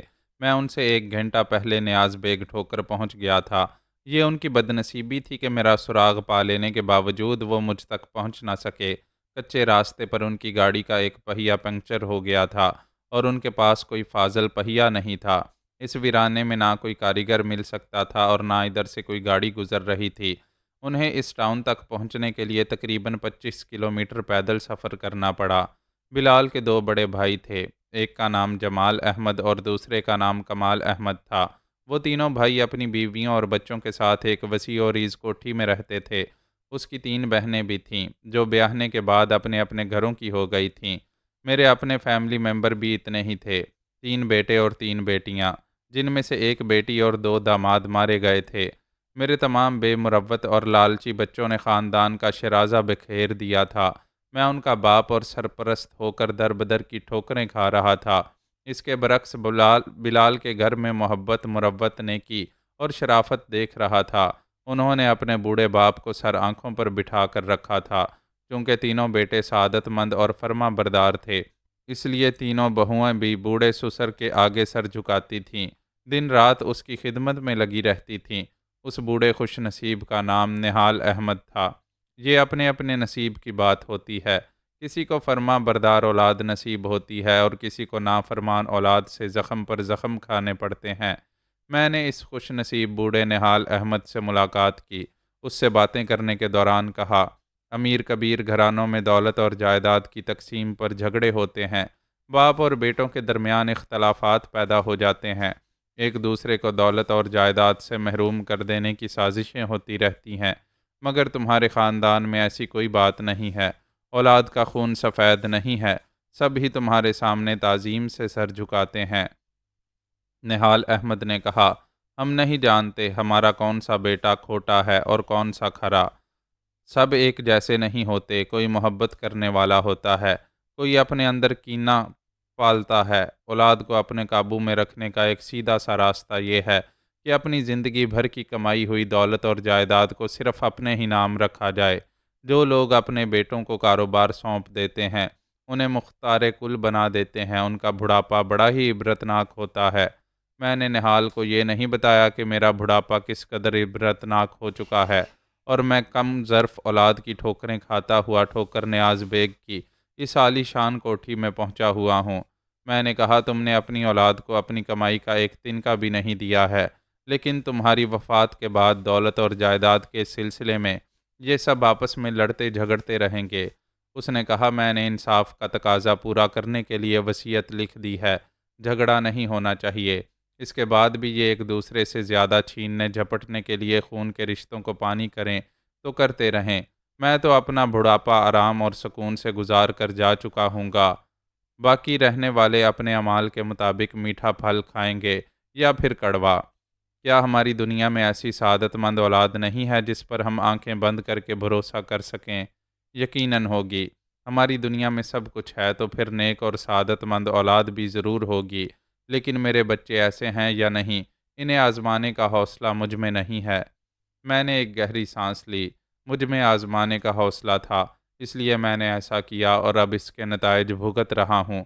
مجھے ان کی طرف سے ذلت مل رہی تھی، وہ مجھے رفتہ رفتہ موت کی طرف لے جا رہے تھے، جبکہ اللہ تعالیٰ مجھے ایک نئی زندگی اور نئی توانائی دے رہا تھا۔ آئندہ یہ دیکھنا اور سمجھنا تھا کہ یہ توانائی عارضی ہے یا میری آخری سانس تک قائم رہے گی۔ مجھ میں جو تبدیلی آئی تھی وہ یہ تھی کہ اب میں کسی طرح کی کمزوری محسوس نہیں کر رہا تھا۔ بظاہر صحت مند نہیں تھا، ہڈیوں کا ڈھانچہ دکھائی دیتا تھا۔ دیکھنے والے اب بھی مجھے بیمار اور کمزور سمجھ رہے ہوں گے، میں نے خود کو آئینے میں دیکھا، مجھ میں کوئی تبدیلی نہیں آئی تھی۔ اگر بستر پر جا کر لیٹ جاتا تو ایک قابل رحم بیمار بوڑھا دکھائی دیتا۔ آئینہ ہمارے ظاہر کو دکھاتا ہے، مگر عقل کے آئینے میں بہت کچھ دکھائی دیتا ہے۔ میں فی الحال اپنے اندر جو توانائی محسوس کر رہا تھا وہ میرے لیے حوصلہ افزا تھی۔ میں گمشدہ لاوا سٹون والی انگوٹھی کو اپنی انگلی میں پھنسائے رکھتا تھا، کیونکہ وہ بار بار میری انگلی سے نکل جاتی تھی۔ بلال احمد کے گھر آ کر میں نے اس انگوٹھی کو ایک مضبوط ڈور میں پرویا تھا، پھر اسے تعویذ کی طرح گلے میں پہن لیا تھا۔ اب اس کے گم ہونے کا خدشہ نہیں رہا تھا۔ پھر وہ عصا میرے پاس تھا، اسے تھام کر یقین ہوتا تھا کہ مجھے قدرت کی طرف سے بہت بڑا سہارا مل رہا ہے۔ آج مجھے توانائی مل رہی ہے، شاید آئندہ جوانوں جیسی صحت مندی بھی ملتی رہے گی۔ نہال نے مجھ سے کہا، اگر تم بے سہارا ہو، تمہارا دنیا میں کوئی نہیں ہے، تو میں کہیں تمہاری رہائش کا انتظام کر سکتا ہوں۔ میں نے کہا، میں بالکل ہی بے سہارا نہیں ہوں۔ لاہور میں میرے ایک عزیز ہیں، ان سے فون پر گفتگو کرنا چاہتا ہوں۔ وہ یہاں آ کر مجھے اپنے ساتھ لے جائیں گے۔ بے شک تم ابھی فون پر ان سے بات کرو۔ میں نے کہا، برا نہ مانو تو میں تنہائی میں ان سے باتیں کرنا چاہتا ہوں۔ بے شک جتنی دیر تک باتیں کرنا چاہو کرتے رہو، اس کمرے میں کوئی نہیں آئے گا۔ وہ وہاں سے چلا گیا۔ میں نے اٹھ کر دروازے کو اندر سے بند کیا، پھر فون کے پاس آ کر بیٹھ گیا۔ ریسیور اٹھا کر اپنے وکیل رضا قریشی کے نمبر پنچ کیے۔ رابطہ ہونے پر اس کی آواز سنائی دی، السلام علیکم، میں رضا قریشی بول رہا ہوں، فرمائیے آپ کون ہیں؟ میں نے کہا، میری آواز سنتے ہی حیرانی ظاہر نہ کرنا، یہ بتاؤ تمہارے آس پاس کوئی ہے یا بالکل تنہا ہو؟ وہ حیرانی سے بولا، سر آپ، میں بیان نہیں کر سکتا کہ آپ کی آواز سن کر کتنی خوشی ہو رہی ہے۔ میں تو بالکل مایوس ہو گیا تھا۔ یقیناً آپ رازداری سے گفتگو کرنا چاہیں گے۔ میں بالکل تنہا ہوں۔ میں نے کہا، میں چاہتا ہوں ابھی میرے متعلق کسی کو یہ معلوم نہ ہو کہ میں زندہ سلامت ہوں۔ دوستوں اور دشمنوں کو اپنے اپنے طور پر یہ رائے قائم کرنے دو کہ میں اغوا ہونے کے بعد مارا گیا ہوں یا کہیں روپوش رہ کر آخری سانسیں پوری کر رہا ہوں۔ تھوڑی دیر پہلے آپ کی بیٹی شرمین نے فون کیا تھا۔ وہ معلوم کرنا چاہتی تھی کہ میں آپ کے متعلق کیا جانتا ہوں۔ اس کے شوہر نادر شاہ نے اسے بتایا ہے کہ آپ اچانک ہی کہیں گم ہو گئے ہیں۔ ہاں، دوست اور دشمن، اپنے اور پرائے، سب ہی تجسس میں مبتلا ہو گئے ہیں۔ سب ہی مجھے تلاش کرتے پھریں گے۔ میں مسلسل روپوش رہ کر دیکھنا چاہتا ہوں کون کتنے پانی میں ہے۔ میں آپ کا خادم ہوں، مجھے بتائیں کس طرح روپوش رہیں گے، کہاں رہیں گے، اور میں آپ کے لیے کیا کرتا رہوں گا۔ تم کتنی جلدی ایک ایسی رہائش گاہ کا انتظام کر سکتے ہو جو میرے لیے خفیہ رہے؟ میں نے ماڈل ٹاؤن میں ایک نئی کوٹھی خریدی ہے، ویل فرنشڈ ہے، وہاں ضرورت کا ہر سامان موجود ہے۔ میں نے کہا، وہ خفیہ نہیں رہے گی، تمہارے بیوی بچے اس کے متعلق جانتے ہوں گے۔ نو سر، میں نے آپ کے حالات سے بہت سبق سیکھا ہے۔ ابھی جو کوٹھی خریدی ہے اس کے متعلق میری بیوی اور بچے کچھ نہیں جانتے۔ مجھ سے اور آپ سے تعلق رکھنے والوں کو کبھی یہ معلوم نہ ہوگا کہ آپ نے وہاں رہائش اختیار کی ہے۔ لیکن کب تک روپوش رہیں گے اور کس طرح رہیں گے؟ کیا کبھی اس کوٹھی سے باہر نہیں نکلیں گے؟ جب تک جسمانی طور پر صحت مند نہیں ہو جاؤں گا تب تک کھلی فضا میں سانسیں لینے کے لیے راتوں کو حلیہ بدل کر نکلا کروں گا۔ ابھی آپ کہاں ہیں اور میری کوٹھی میں کس وقت آنا چاہتے ہیں؟ میں نیاز بیگ ٹھوکر میں ہوں۔ تم کتنی دیر میں یہاں پہنچ سکتے ہو؟ میں ابھی اس کوٹھی میں جاؤں گا، وہاں آپ کے کھانے پینے کا سامان رکھوں گا۔ آپ کو لباس کی بھی ضرورت ہوگی، میں ضروری انتظامات کر کے 3 گھنٹے میں وہاں پہنچ سکوں گا۔ فون کا رابطہ ختم ہو گیا۔ میرے اور بھی ایسے جانثار تھے جنہیں میں موجودہ حالات میں رازدار بنا کر اپنے لیے سہولتیں پیدا کر سکتا تھا۔ ادھر منور اور نادر شاہ پیدل چلتے ہوئے اسی ٹاؤن میں پہنچ گئے۔ انہوں نے وہاں سے ایک ٹیکسی کرائے پر حاصل کی، پنکچر لگانے والے ایک کاریگر کو ساتھ لیا، پھر اسی ویرانے میں پہنچ گئے جہاں ان کی گاڑی کا ایک پہیہ بیکار ہو گیا تھا۔ انہیں یقین تھا کہ میں اس بائک والے جوان کے ساتھ اسی ٹاؤن میں پہنچا ہوا ہوں اور وہ اس چھوٹے سے ٹاؤن میں مجھے ڈھونڈ نکالیں گے۔ منور نے پریشان ہو کر کہا، یہ گاڑی خراب نہ ہوتی تو ہم اب تک وہاں پہنچ کر بابا جانی کو ڈھونڈ نکالتے۔ ایسا نہ ہو کہ وہ اس ٹاؤن سے لاہور یا ملتان کی طرف چلے گئے ہوں۔ نادر نے کہا، وہ اتنے بیمار اور کمزور تھے کہ سہارے کے بغیر اٹھ کر بیٹھ نہیں سکتے تھے۔ یہ بات سمجھ میں نہیں آ رہی ہے کہ وہ اچانک چلنے پھرنے کے قابل کیسے ہو گئے ہیں۔ اس پنڈ کے لوگ کہہ رہے تھے انہوں نے وہاں غسل کیا تھا नमाज पढ़ी थी, फिर सरसों का साग और मकई की रोटी खाई थी। कोई भी बीमार शख्स मकई की रोटी हज़म नहीं कर सकता, मगर वो खाने पीने के बाद चलते फिरते रहे हैं और यहाँ से 25-30 किलोमीटर दूर ठोकर न्याज बेग पहुँच गए हैं। किसी खिलौने में चाबी भर दो तो वो एकदम से चलने लगता है। पता नहीं उनके अंदर कैसी चाबी भर गई है। मुनव्वर ने नागवारी से कहा, वो वली या पैगंबर नहीं है जो उनके साथ कोई मोर्जा होगा। फिर भी बात समझ में नहीं आ रही है। वो अचानक ही बीमारी से उठकर चलने लगे हैं? नहीं, बल्कि दौड़ने लगे हैं। वो अपनी गाड़ी स्टार्ट करके इस टाउन की तरफ जा रहे थे और मेरे मुतल्लिक बड़ी संजीदगी से सोच रहे थे, समझने की कोशिशें कर रहे थे कि मुझे अचानक ही तवानाई कैसे हासिल हो गई है। फिर मुनव्वर ने अपनी रान पर हाथ मारते हुए कहा, समझ गया। नादिर ने उसे सवालिया नज़रों से देखा। वो बोला, बाबा जानी बहुत बड़े ड्रामेबाज हैं। वो इतने बीमार नहीं थे जितना जाहिर करते रहे। हमें ये नहीं भूलना चाहिए कि उन्होंने याददाश्त गुम होने का नाटक किया था, फिर अचानक ही ये जाहिर किया कि उनकी याददाश्त वापस आ गई है। नादिर ने तायीद में सर हिलाकर कहा, और हाँ, उन्होंने सोने की ईंटों वाला ख्वाब भी बड़े ड्रामाई अंदाज में पेश किया था। हमें कब्रिस्तान तक दौड़ाया था। भाई वो सोने के स्मगलर हैं, कोई मामूली बात नहीं है। बिस्तर पर पड़े पड़े हमें उल्लू बनाते रहे और हम बनते रहे। अगर उन्हें जल्द से जल्द काबू में ना किया गया तो वो हमें सूली पर चढ़ा देंगे। हमारी कामयाबी ये होगी कि उन्हें यहाँ से लाहौर तक पहुँचने ना दिया जाए। जब तक हम उन्हें बैरिस्टर रज़ा कुरैशी और दूसरे जानिसारों से दूर रखेंगे, तब तक अपने बचाव के लिए कुछ कर गुजरने के काबिल रहेंगे। वो न्याज बेग ठोकर पहुंच गए। मुझे ढूंढ निकालने के सिलसिले में उन्हें एक आसानी मुयस्सर हुई थी। आमतौर पर लोग गाड़ियों की नंबर प्लेट नहीं पढ़ते, लेकिन बिलाल अहमद की बाइक पर जो नंबर प्लेट लगी हुई थी उसे पिंड के कई लोगों ने पढ़ा था। उसका नंबर LHR 786 था। अपने दीन से ऐसी वाबस्तगी थी कि वो बिस्मिल्लाह कहलाने वाला नंबर सभी को याद रह गया। पिंड वालों ने मुनव्वर और नादिर शाह को वो नंबर बताए थे। उन्होंने एक जनरल स्टोर में आकर दुकानदार से कहा, गाड़ियों की नंबर प्लेट बहुत कम लोग पढ़ते हैं, शायद आपने भी 786 नंबर पढ़ा होगा। वो बोला, हाँ जी पढ़ा है, हमारे टाउन में एक मोटरसाइकिल है, उस पर यह नंबर लिखा रहता है। क्या आप उस मोटरसाइकिल वाले का पता बता सकते हैं? मैं उसका नाम पता नहीं जानता, मगर इस टाउन में जहाँ भी जाएंगे कोई ना कोई आपको उसके पास पहुँचा देगा। ये ऐसा नंबर है कि 100 में 70 बंदों ने इसे याद रखा होगा। ऐसे वक्त एक भरपूर जवान औरत ने आकर दुकानदार से कहा, मुझे देखो। वो ना कहती तब भी दुकान में आने जाने वाले उसे नज़र भर कर देख रहे थे। उसने चुस्त और भड़कीला लिबास पहना हुआ था। बदन के नशेबो फराज इधर उधर से उस ऐसे चीख रहे थे जैसे जकड़े हुए हों, रिहाई पाने के लिए चलती फिरती निगाहों को पुकार रहे हों। उसने अपनी लांबी और घनी जुल्फ़ों को दाएं से बाएं झटकते हुए दुकानदार से कहा, हाय कैसी रेशम की तरह मुलायम और चमकदार हो गई हैं, दरिया की लहरों की तरह लहरा रही हैं। तुमने ज़बरदस्त शैम्पू दिया है, अब मैं इसी को इस्तेमाल करती रहूँगी।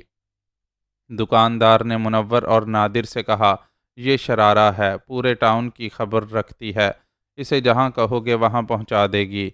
शरारा ने बल खाते हुए मुस्कुराते हुए इन दोनों को देखा, फिर सर उठाकर जैसे आसमान को देखते हुए कहा, कहाँ पहुँचा दूँ? मुनव्वर कुछ कहना चाहता था, वो फ़ौरन ही हाथ उठाकर बोली, हाँ इधर नहीं उधर चलो, फिर जो बोलना है बोलो। वो वहाँ से चलती हुई इठलाती बल खाती हुई दुकान के एक गोशे में आ गई। वो दोनों भी उसके पीछे चले आए। उसने बड़े फ़ख्र से कहा, मैं ऐसी हूँ कि सब ही खींचे चले आते हैं। दरअसल अपना बहुत ख्याल रखती हूँ, बाहर धूप में नहीं निकलती, रंग जल जाता है। ये रूप ये निखार देख रहे हो ना, धंधा ऐसा है कि शाम को ही निकलती हूँ। नादिर ने हिचकिचाते हुए कहा, हम वो नहीं हैं जो तुम समझ रही हो। हम तो सिर्फ़ एक बंदे का पता पूछना चाहते हैं। जिसका भी पता पूछोगे वो ज़रूर मेरी गली से गुज़र चुका होगा। ये बोलो, सिर्फ़ पता बताऊँ या वहाँ पहुँचा भी दूँ? वहाँ तक पहुँचाओगी तो बड़ी मेहरबानी होगी। मैं झूठ मूठ की मेहरबानी नहीं करती, पूरे 200 रुपये लूँगी। जिसे हम ढूंढ रहे हैं वो मिल जाएगा तो हम तुम्हें पूरे 2000 देंगे। वो खुश होकर बोली, 2000? फिर तो वो जब तक नहीं मिलेगा तब तक मैं तुम्हारे साथ रहूँगी। जैसी मेहरबानी कहोगे वैसी करती रहूँगी। अब बोलो, किस बंदे को तलाश कर रहे हो? हम उसका नाम पता नहीं जानते, यहाँ उसकी बाइक पर 786 लिखा हुआ है। वो बोली, ओहो ये तो बिलाल की गाड़ी का नंबर है।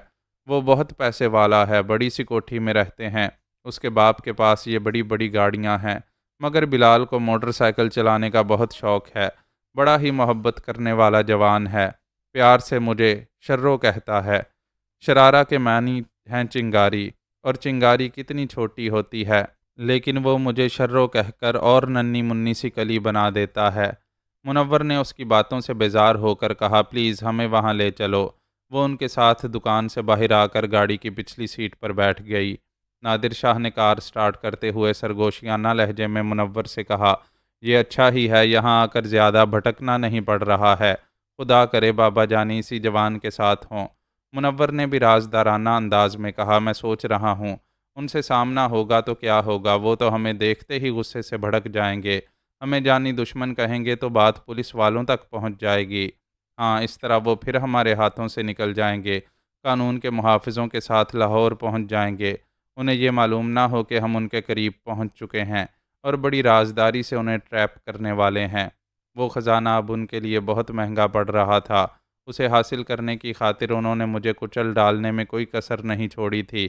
وہ سوچ بھی نہیں سکتے تھے کہ نتائج کچھ سے کچھ ہو جائیں گے اور توقع کے خلاف ان کی شامت آ جائے گی۔ منور نے کہا، پہلے یہ معلوم ہونا چاہیے کہ بابا جانی ابھی تک اس موٹر سائیکل والے کے ساتھ ہیں یا نہیں، اگر نہیں ہیں تو اس جوان نے انہیں کہاں پہنچایا تھا؟ نادر نے کہا، ابھی ہمیں بلال سے نہیں ملنا چاہیے، دور ہی دور سے بابا جانی کے متعلق معلوم کرنا چاہیے، اچانک ان سے سامنا ہوگا تو ہم مشکل میں پڑ جائیں گے۔ ایسے وقت وہ شرارہ سے کام لے سکتے تھے، میرے متعلق معلومات فراہم کرنے کے لیے وہی مخبری کر سکتی تھی۔ انہوں نے ایک جگہ کار روک دی، سر گھما کر پچھلی سیٹ کی طرف دیکھا تو وہ فوراً ہی پرس میں سے آئینہ نکال کر اپنے میک اپ کا جائزہ لیتے ہوئے بولی، میرے ساتھ یہی ہوتا ہے، راستہ چلنے والے چلتے چلتے رک جاتے ہیں، پلٹ کر مجھے دیکھنے لگتے ہیں، ہائے کتنا اچھا لگ رہا ہے، تم نے مجھے دیکھنے کی خاطر گاڑی روک دی ہے، ذرا آگے لے جا کر روکتے، ادھر سناٹا ہے۔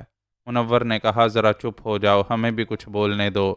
بولنے کے لیے تو بہنیں اور بیٹیاں ہوتی ہیں، ہم تو محض تولنے کے لیے ہوا کرتی ہیں۔ ویسے کوئی بات اٹک رہی ہے، کوئی اور معاملہ ہے تو بولو۔ منور نے جیب سے ہزار ہزار کے 5 نوٹ نکالتے ہوئے کہا، ہم ابھی تمہیں 5,000 دیں گے۔ وہ خوشی سے کھل گئی، تالی بجانے کے انداز میں ہتھیلی پر ہتھیلی مارتے ہوئے بولی، تو یوں کہو نا پوری رات رہنے کا ارادہ ہے۔ وہ دونوں سالے بہنوئی تھے، اس بات پر جھینپ گئے۔ منور نے کہا، کیا مشکل ہے، ہم کہنا کچھ چاہتے ہیں اور تم سمجھتی کچھ ہو، پہلے ہماری پوری بات تو سن لیا کرو۔ نادر نے کہا، ہم ایک بوڑھے شخص کو تلاش کر رہے ہیں، بلال اسے اپنی بائک پر بٹھا کر اس ٹاؤن میں لایا ہے، ہم بڑی رازداری سے معلوم کرنا چاہتے ہیں کہ وہ بوڑھا بلال کے ساتھ ہے یا یہاں پہنچنے کے بعد کسی دوسری جگہ چھپ گیا ہے۔ منور نے پوچھا، کیا تم ہماری رازدار بن سکتی ہو؟ اگر تم صحیح معلومات حاصل کرو گی، اس بوڑھے کو ٹریپ کرنے کے سلسلے میں ہماری مدد کرو گی یا اسے خود پھانس کر ہمارے پاس لاؤ گی تو ہم تمہیں 50,000 روپے دیں گے۔ شرارہ نے ایک گہری لمبی سانس کھینچی۔ 50,000 روپے؟ اس کے دیدے پھیل گئے تھے، وہ پلکیں جھپکائے بغیر ان دونوں کو دیکھنے لگی۔ نادر نے پوچھا، کیا ہوا؟ وہ شدید حیرانی سے بولی، اب تک جوانوں کو پھانستی آئی، کبھی 2-4 ہزار سے زیادہ نہیں ملے، آج پتہ چلا کہ بوڑھوں کا بھاؤ میری اوقات سے بھی زیادہ ہے۔ کہاں ہے وہ بڈھا؟ مجھے بتاؤ، میں ابھی اسے پھانس کر لاؤں گی۔ دیکھو جلدی میں کام بگڑ جائے گا، وہ بیمار ہے، کمزور ہے، ہڈیوں کا ڈھانچہ ہے، پھر بھی آسانی سے ہاتھ نہیں آئے گا، کچھ چالاک ہے، کچھ قسمت کا دھنی ہے، ہمارے ہاتھ آتے آتے نکل جاتا ہے۔ وہ اپنا ہاتھ بڑھا کر انہیں دکھاتے ہوئے بولی، یہ عورت کا ہاتھ ہے، یہ ہاتھ آدم کو اور اس کے بیٹوں کو صرف جنت سے نہیں نکالتا، جہنم سے بھی نکال کر لے آتا ہے۔ مجھے بتاؤ تو صحیح، وہ بڈھا ہے کہاں؟ یہی تو تمہیں بلال سے معلوم کرنا ہے، لیکن اسے یہ خبر نہ ہو کہ اس بوڑھے کو ہمارے لیے ٹریپ کرنے والی ہو۔ نادر شاہ نے کہا، تم اس سے یہ کہہ سکتی ہو کہ آج دوپہر کسی وقت تم نے ایک بوڑھے کو اس کی بائک کے پیچھے بیٹھے دیکھا تھا، وہ کون ہے، کہاں گیا ہے؟ تم اس طرح کے سوالات کر کے بہت کچھ معلوم کر سکو گی۔ ٹھیک ہے، اس کی کوٹھی کی طرف چلو، میں راستہ بتا رہی ہوں۔ انہوں نے گاڑی آگے بڑھا دی۔ منور نے پوچھا، اس سے تمہاری جان پہچان کسی حد تک ہے؟ کیا اس کا فون نمبر جانتی ہو؟ اپنے چاہنے والوں کے نمبر دل پر لکھے ہوتے ہیں، مگر میرا موبائل فون کام نہیں کر رہا تھا۔ گھر میں چھوڑ کر آئی ہوں۔ نادر نے اپنا فون اس کی طرف بڑھاتے ہوئے کہا، ابھی میرے فون سے بات کرو، پھر باتوں ہی باتوں میں معلوم کرو اس نے اس بوڑھے کو کہاں پہنچایا ہے۔ وہ فون لے کر نمبر پنچ کرتے ہوئے بولی، اب ہم اس کوٹھی کے قریب پہنچنے ہی والے ہیں۔ وہ اس علاقے میں مجھ سے ملنے نہیں آئے گا، میں اسے کہیں بلاؤں گی۔ اس نے فون کو کان سے لگایا، دوسری طرف کال بیل جا رہی تھی، پھر اچانک ہی خاموشی چھا گئی۔ اسکرین پر لکھا تھا، نیٹ ورک پرابلم ہے۔ وہ 1 منٹ کے بعد پھر نمبر پنچ کرنے لگی۔ یہ بات میرے ذہن میں تھی کہ میرے بیٹے اور داماد مجھے تلاش کر رہے ہوں گے، مگر یہ سوچ بھی نہیں سکتا تھا کہ وہ تلاش کرتے ہوئے اتنے قریب پہنچ جائیں گے۔ میں ان کی آمد سے بے خبر تھا، اور بے خبری میں بڑے بڑے سورما مارے جاتے ہیں۔ میں موجودہ حالات میں نہ تو سورما تھا، نہ شہزور تھا، اور نہ ہی خود کو کمزور کہہ سکتا تھا۔ فی الحال نارمل سی توانائی رکھنے والا ایک عام سا انسان تھا۔ میں ان لمحات میں خوش نصیب تھا، کیونکہ اس وقت بلال احمد میرے سامنے کمرے میں بیٹھا ہوا تھا۔ اس نے میرے متعلق چند سوالات کیے تھے، میں نے جواب دیتے ہوئے اپنی مختصر سی روداد بیان کی تھی۔ یہ بتا دیا تھا کہ اپنی اولاد سے بھی چھپتا پھر رہا ہوں۔ لاہور پہنچ کر اپنی پوزیشن مضبوط کرنے کے بعد تمام مخالفین سے اچھی طرح نمٹ لوں گا۔ ایسے ہی وقت اس کے فون پر کالنگ ٹون سنائی دی۔ وہ اسکرین پر نمبر پڑھتے ہوئے بولا، پتہ نہیں کون ہے، یہ نمبر پہلی بار پڑھ رہا ہوں۔ اس نے بٹن دبا کر فون کو کان سے لگایا، پھر پوچھا، ہیلو، آپ کون ہیں؟ جواب میں شرارہ کی کھنکتی ہوئی ہنسی سنائی دی۔ وہ بولی، مجھے آپ جناب کہہ رہے ہو، میں تو تمہاری وہ ہوں۔ بلال نے ہچکچاتے ہوئے چور نظروں سے مجھے دیکھا، پھر اس سے پوچھا، یہ اس وقت میری یاد کیسے آ گئی؟ ابھی پانی پیتے وقت ٹھسکا لگا تو سوچا ضرور تم نے یاد کیا ہے۔ آج دوپہر کو میں نے تمہیں دیکھا تھا، تب سے بات کرنے کو دل مچل رہا تھا۔ اس نے پوچھا، تم نے مجھے کہاں دیکھا تھا؟ تم اپنی کوٹھی سے کچھ فاصلے پر نظر آئے تھے، بائک چلا رہے تھے، اور تمہارے پیچھے ایک بوڑھا آدمی بیٹھا ہوا تھا۔ وہ کون ہے؟ تم اسے کہاں لے جا رہے تھے؟ وہ بوڑھا ایک مظلوم بھٹکا ہوا مسافر تھا، میں اس کے کام آ رہا تھا۔ اس کی یہ بات سن کر میں اسے توجہ سے دیکھنے لگا، سوچنے لگا فون پر میری بات کون کر رہا ہے اور کیوں کر رہا ہے۔ ادھر سے شرارہ نے کہا، تم اس مظلوم کے کام آ رہے ہو، میں بھی اس کے کام آنا چاہتی ہوں، اس سے ایک بار ملنا چاہتی ہوں۔ بلال نے حیرانی سے پوچھا، تعجب ہے، تم ایک اجنبی بوڑھے سے کیوں ملنا چاہتی ہو؟ میں سیدھا ہو کر بیٹھ گیا، اسے اور اس کے فون کو گھور کر دیکھنے لگا۔ اچانک ہی دماغ میں خطرے کی گھنٹی بجنے لگی تھی۔ شرارہ کہہ رہی تھی کہ اب سے کئی برس پہلے میرے چاچا جی گھر چھوڑ کر چلے گئے تھے، ان کی دماغی حالت ٹھیک نہیں تھی۔ اس بوڑھے بابا کو دیکھ کر ایسا ہی لگا جیسے وہ واپس آ گئے ہوں۔ ہو سکتا ہے وہ چاچا جی ہوں یا پھر ان کے ہم شکل ہوں، اس لیے ان سے ایک بار ملنا چاہتی ہوں۔ اس نے میری طرف دیکھتے ہوئے کہا، مگر میں جس بابا جی کو ساتھ لایا تھا ان کا یہاں کوئی رشتہ دار نہیں ہے۔ میں کہہ رہی ہوں ان کی دماغی حالت درست نہیں ہے، وہ اپنے رشتہ داروں کو نہیں پہچانتے، یہاں آ کر بھی بھولے ہوئے ہوں گے۔ میں ایک بار مل کر اپنی تسلی کرنا چاہتی ہوں۔ اس نے مجھے سوچتی ہوئی نظروں سے دیکھا، پھر فون پر کہا، میں حیران ہوں، تم نے دوپہر کو انہیں دیکھا تھا اور اب 4 گھنٹے بعد ان سے ملنے کے لیے تڑپ رہی ہو۔ کیا مجھے پہلے فون نہیں کر سکتی تھیں؟ کیسے کرتی؟ چاچی یہاں نہیں تھی، ابھی تھوڑی دیر پہلے آئی ہے۔ میں نے اس سے ذکر کیا تو وہ ان سے ملنے کے لیے تڑپ گئی۔ چاچا جی ہمیں نہیں پہچانیں گے، کوئی بات نہیں، ہم تو انہیں پہچان لیں گے۔ اس نے فون بند کر دیا، مجھ سے کہا، آپ سن رہے ہیں، ایک عورت آپ کو چاچا جی کہہ رہی ہے اور آپ سے ملنا چاہتی ہے۔ میں نے کہا، اور تم نے اس سے کہا کہ یہاں میرا کوئی رشتہ دار نہیں ہے، اس کے باوجود وہ ملنا چاہتی ہے۔ ہاں، کہتی ہے چاچا جی کی دماغی حالت درست نہیں ہے، وہ کسی کو پہچانتے نہیں ہیں۔ شرارہ کی یہی بات مجھے کھٹک رہی ہے، کیونکہ آپ کی دماغی حالت درست ہے۔ اگر وہ سچ کہہ رہی ہے اور اس کا کوئی خبتی چاچا لاپتہ ہونے کے بعد آج اسے دکھائی دیا ہے، تو اس کا مطلب ہے آپ اس کے چاچا سے مشابہت رکھتے ہیں۔ میں نے پوچھا، یہ شرارہ ہے کون؟ وہ ذرا ہچکچاتے ہوئے بولا، فلموں میں کام کرنے کی شوقین ہے، لاہور جا کر چھوٹے بڑے رول ادا کرتی رہتی ہے۔ آپ یہ بتائیں میں اسے کیا جواب دوں؟ ایسے وقت پھر کالنگ ٹون سنائی دینے لگی۔ بلال نے نمبر پڑھتے ہوئے کہا، وہی کال کر رہی ہے۔ میں نے کہا، اسے 15-20 منٹ کے لیے کسی طرح ٹال دو، اس نے بٹن دبا کر فون کو کان سے لگایا۔ شرارہ نے پوچھا، تم نے رابطہ کیوں ختم کر دیا تھا؟ میں نے ختم نہیں کیا تھا، نیٹ ورک میں خرابی کے باعث خود ہی فون بند ہو گیا تھا۔ ابھی رابطہ ہو رہا ہے، مگر میں بات نہیں کر سکوں گا۔ لندن سے فون کال آئی ہے۔ ڈیڈی مجھے باتیں کرنے کے لیے بلا رہے ہیں، میں کال اٹینڈ کرنے کے لیے جا رہا ہوں۔ تم انتظار کرو، میں تھوڑی دیر بعد خود تمہیں فون کروں گا۔ اس نے رابطہ ختم کر دیا۔ میری وہ لاوا سٹون والی انگوٹھی گلے میں تعویذ کی طرح لٹک رہی تھی۔ میں نے گریبان میں ہاتھ ڈال کر اسے نکالا، پھر مٹھی میں جکڑ کر سوچنے لگا۔ بلال نے کہا، آپ بہت محتاط ہیں اور رہنا بھی چاہیے۔ مجھے بھی شرارہ کچھ کھٹک رہی ہے۔ میں نے کہا، ذہن پر زور ڈالو، یہ سمجھو کہ کیوں کھٹک رہی ہے۔ وہ ذرا سوچتے ہوئے بولا، اس نے آج سے پہلے کبھی مجھے فون نہیں کیا، میں ہی اسے کال کیا کرتا ہوں، اور ابھی جس نمبر سے بات کر رہی تھی یہ اس کا نہیں ہے، یعنی وہ اپنے نہیں کسی اور کے فون سے باتیں کر رہی تھی۔ ہو سکتا ہے اس نے نیا کنیکشن خریدا ہو۔ بیڈ کے سرہانے میری وہ لاٹھی رکھی ہوئی تھی، میں نے جھک کر اسے اٹھایا، پھر فرش پر ٹیک ٹیک کر ٹہلنے کے انداز میں ادھر ادھر چلنے لگا۔ میرے ذہن میں جیسے تازہ ہوا کے جھونکے آ رہے تھے۔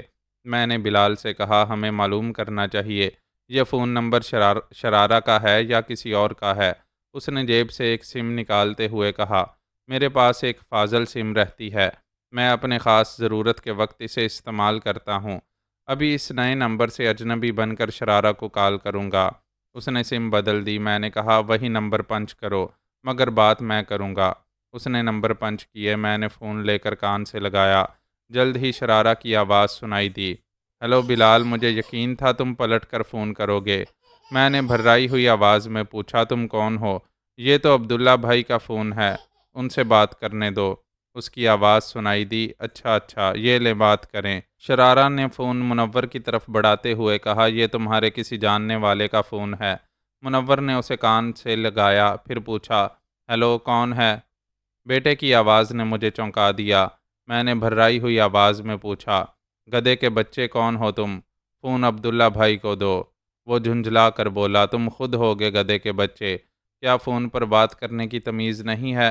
تم لوگوں کو تمیز نہیں ہے، کبھی کسی کسبی کی آواز سنائی دیتی ہے اور کبھی کسی دلے کی۔ عبداللہ بھائی کہاں ہے؟ وہ دھاڑتے ہوئے بولا، یو شٹ اپ۔ ادھر سے فون بند کر دیا گیا۔ میں نے اسے بلال کی طرف بڑھاتے ہوئے کہا، تمہاری شرارہ میری دشمن اولاد کے فون سے بات کر رہی تھی۔ وہ بڑی ندامت سے بولا، او گاڈ، مجھے اس پر شبہ نہیں ہو رہا تھا، وہ مجھ سے جھوٹ بول رہی تھی، مجھے دھوکہ دے رہی تھی۔ یہ بازاری عورتیں بڑی ہی مکار ہوتی ہیں۔ میں نے مسکرا کر کہا، کوئی بات نہیں، اس کی مکاری ظاہر ہو چکی ہے، یہ بتاؤ ابھی اس سے فون پر کیا کہو گے؟ وہ نفرت سے بولا، جی چاہتا ہے خوب گالیاں دوں، کبھی وہ سامنے آئے گی تو اس پر تھوک دوں گا۔ غصہ کرو گے تو کام بگڑ جائے گا۔ میں چاہتا ہوں میرے دشمن ہمیشہ کی طرح اپنا کھیل کھیلتے رہیں، لیکن مجھ تک کبھی نہ پہنچ پائیں۔ انہیں پھر ایک بار زبردست نقصان پہنچنا چاہیے۔ آپ کی روداد سننے کے بعد یہ کہہ سکتا ہوں کہ اس بڑھاپے میں جوانوں جیسی بازی کھیل رہے ہیں۔ کیسی ناقابل یقین بات ہے کہ بڑھاپے، بیماریوں اور کمزوریوں میں مبتلا رہنے کے باوجود تمام مخالفین کو مات دیتے آ رہے ہیں۔ آپ ہی بتائیں، مجھے شرارہ سے اس وقت کیا کہنا چاہیے؟ آپ دشمنوں کے خلاف کیا کرنا چاہتے ہیں؟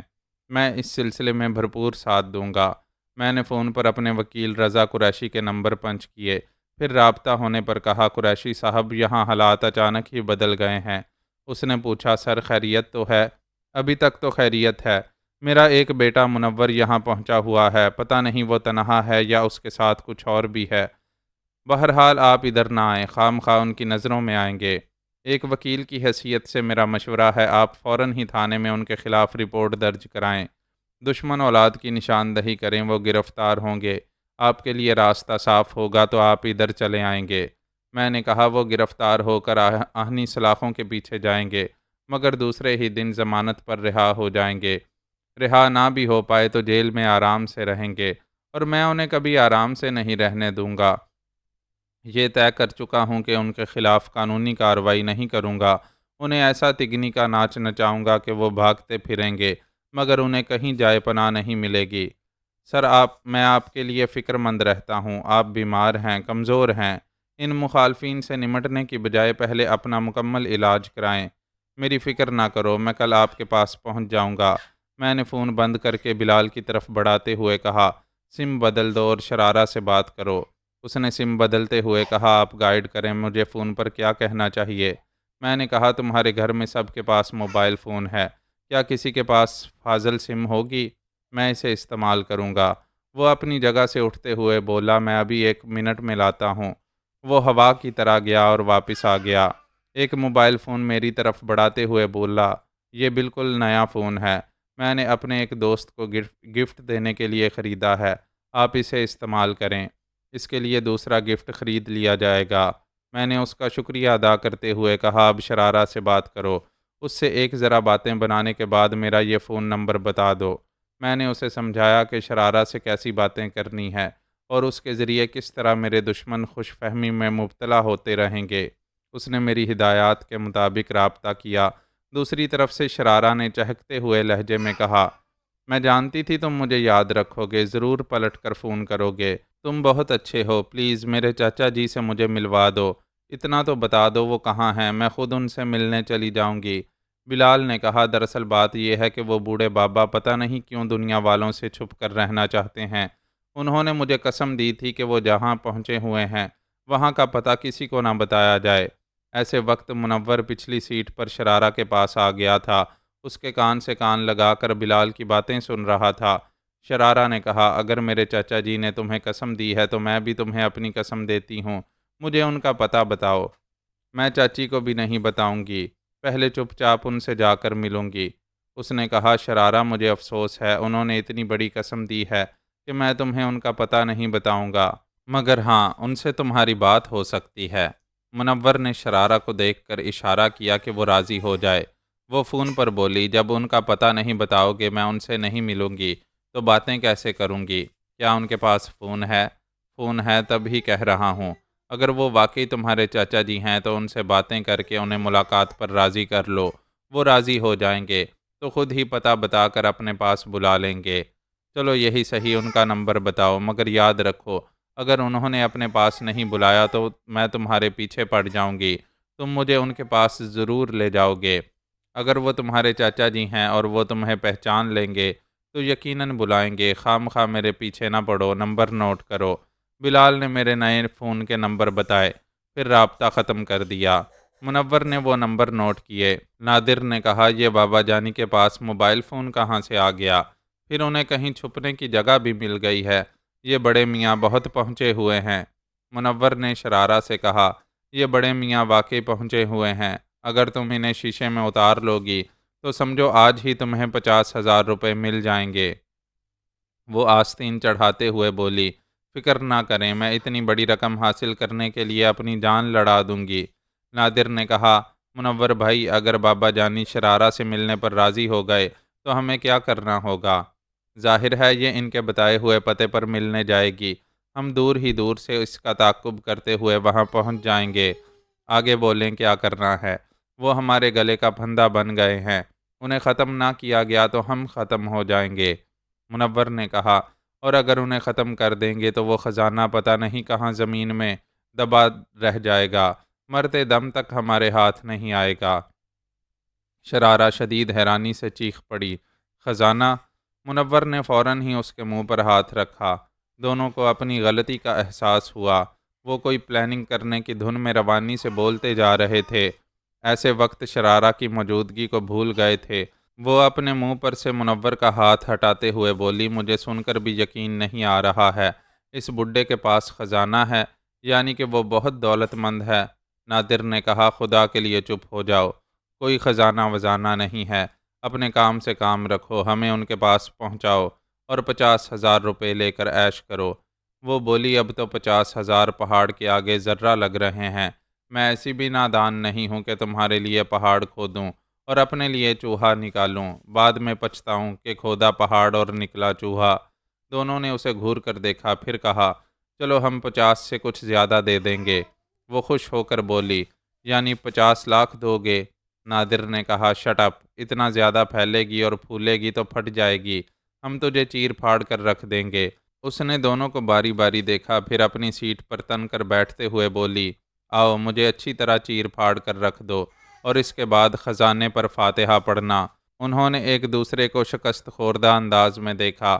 پھر منور نے کہا، ٹھیک ہے، ہم تمہیں 1 لاکھ دیں گے۔ وہ بولی، نہ 1 لاکھ نہ 50 لاکھ، ابھی 10 لاکھ دو اور مجھ سے کام لو۔ ابھی ہم اتنی بڑی رقم کہاں سے لائیں گے؟ تمہیں اپنے ساتھ لاہور لے جائیں گے، وہاں تمہاری مطلوبہ رقم ادا کریں گے۔ تو پھر کل لاہور جا کر پہلے رقم لے آؤ، اس کے بعد میں تمہارا کام کروں گی۔ نادر نے جھنجھلا کر کہا، تم سمجھتی کیوں نہیں ہو؟ کل تک وہ بوڑھا ہمارے ہاتھوں سے نکل جائے گا۔ یہ تمہارا مسئلہ ہے، تم جانو۔ میری عقل نے سمجھا دیا ہے، تم دونوں کوئی نیک کام کرنے نہیں جا رہے ہو۔ میں تم پر 1 پیسے کا بھی بھروسہ کر کے نقصان اٹھاؤں گی۔ منور نے ایک گہری سانس لے کر نادر کو دیکھتے ہوئے کہا، یہ اچھی طرح سمجھ گئی ہے، ہم اس کے بغیر 1 قدم بھی آگے نہیں بڑھ سکیں گے۔ پھر یہ کہ ہماری رازدار بن چکی ہے، ہم نے اس کا مطالبہ نہ مانا تو یہ بلال کے ذریعے بابا جانی کو ہمارے بارے میں بہت کچھ بتا دے گی۔ شرارہ نے چونک کر کہا، ہاں مجھے یاد آ رہا ہے، اب سے پہلے بھی تم میں سے کسی نے اس بوڑھے کو بابا جانی کہا تھا، اب بھی کہہ رہے ہو، اس کا مطلب ہے کہ وہ تمہارا کوئی سگا ہے۔ ایسے بزرگوں کو بابا جانی یا دادا جانی کہا جاتا ہے۔ وہ بچپن سے مجھے بابا جانی کہتے تھے، اب بھی ہزار دشمنی کے باوجود بے اختیار مجھے اسی رشتے سے یاد کرتے تھے۔ انہوں نے شرارہ کے سامنے بھی کچھ سوچے سمجھے بغیر بے اختیار یہی کہا تھا۔ معزز ناظرین و سامعین، لائک، کمنٹس اور شیئر ضرور کریں۔ شکریہ۔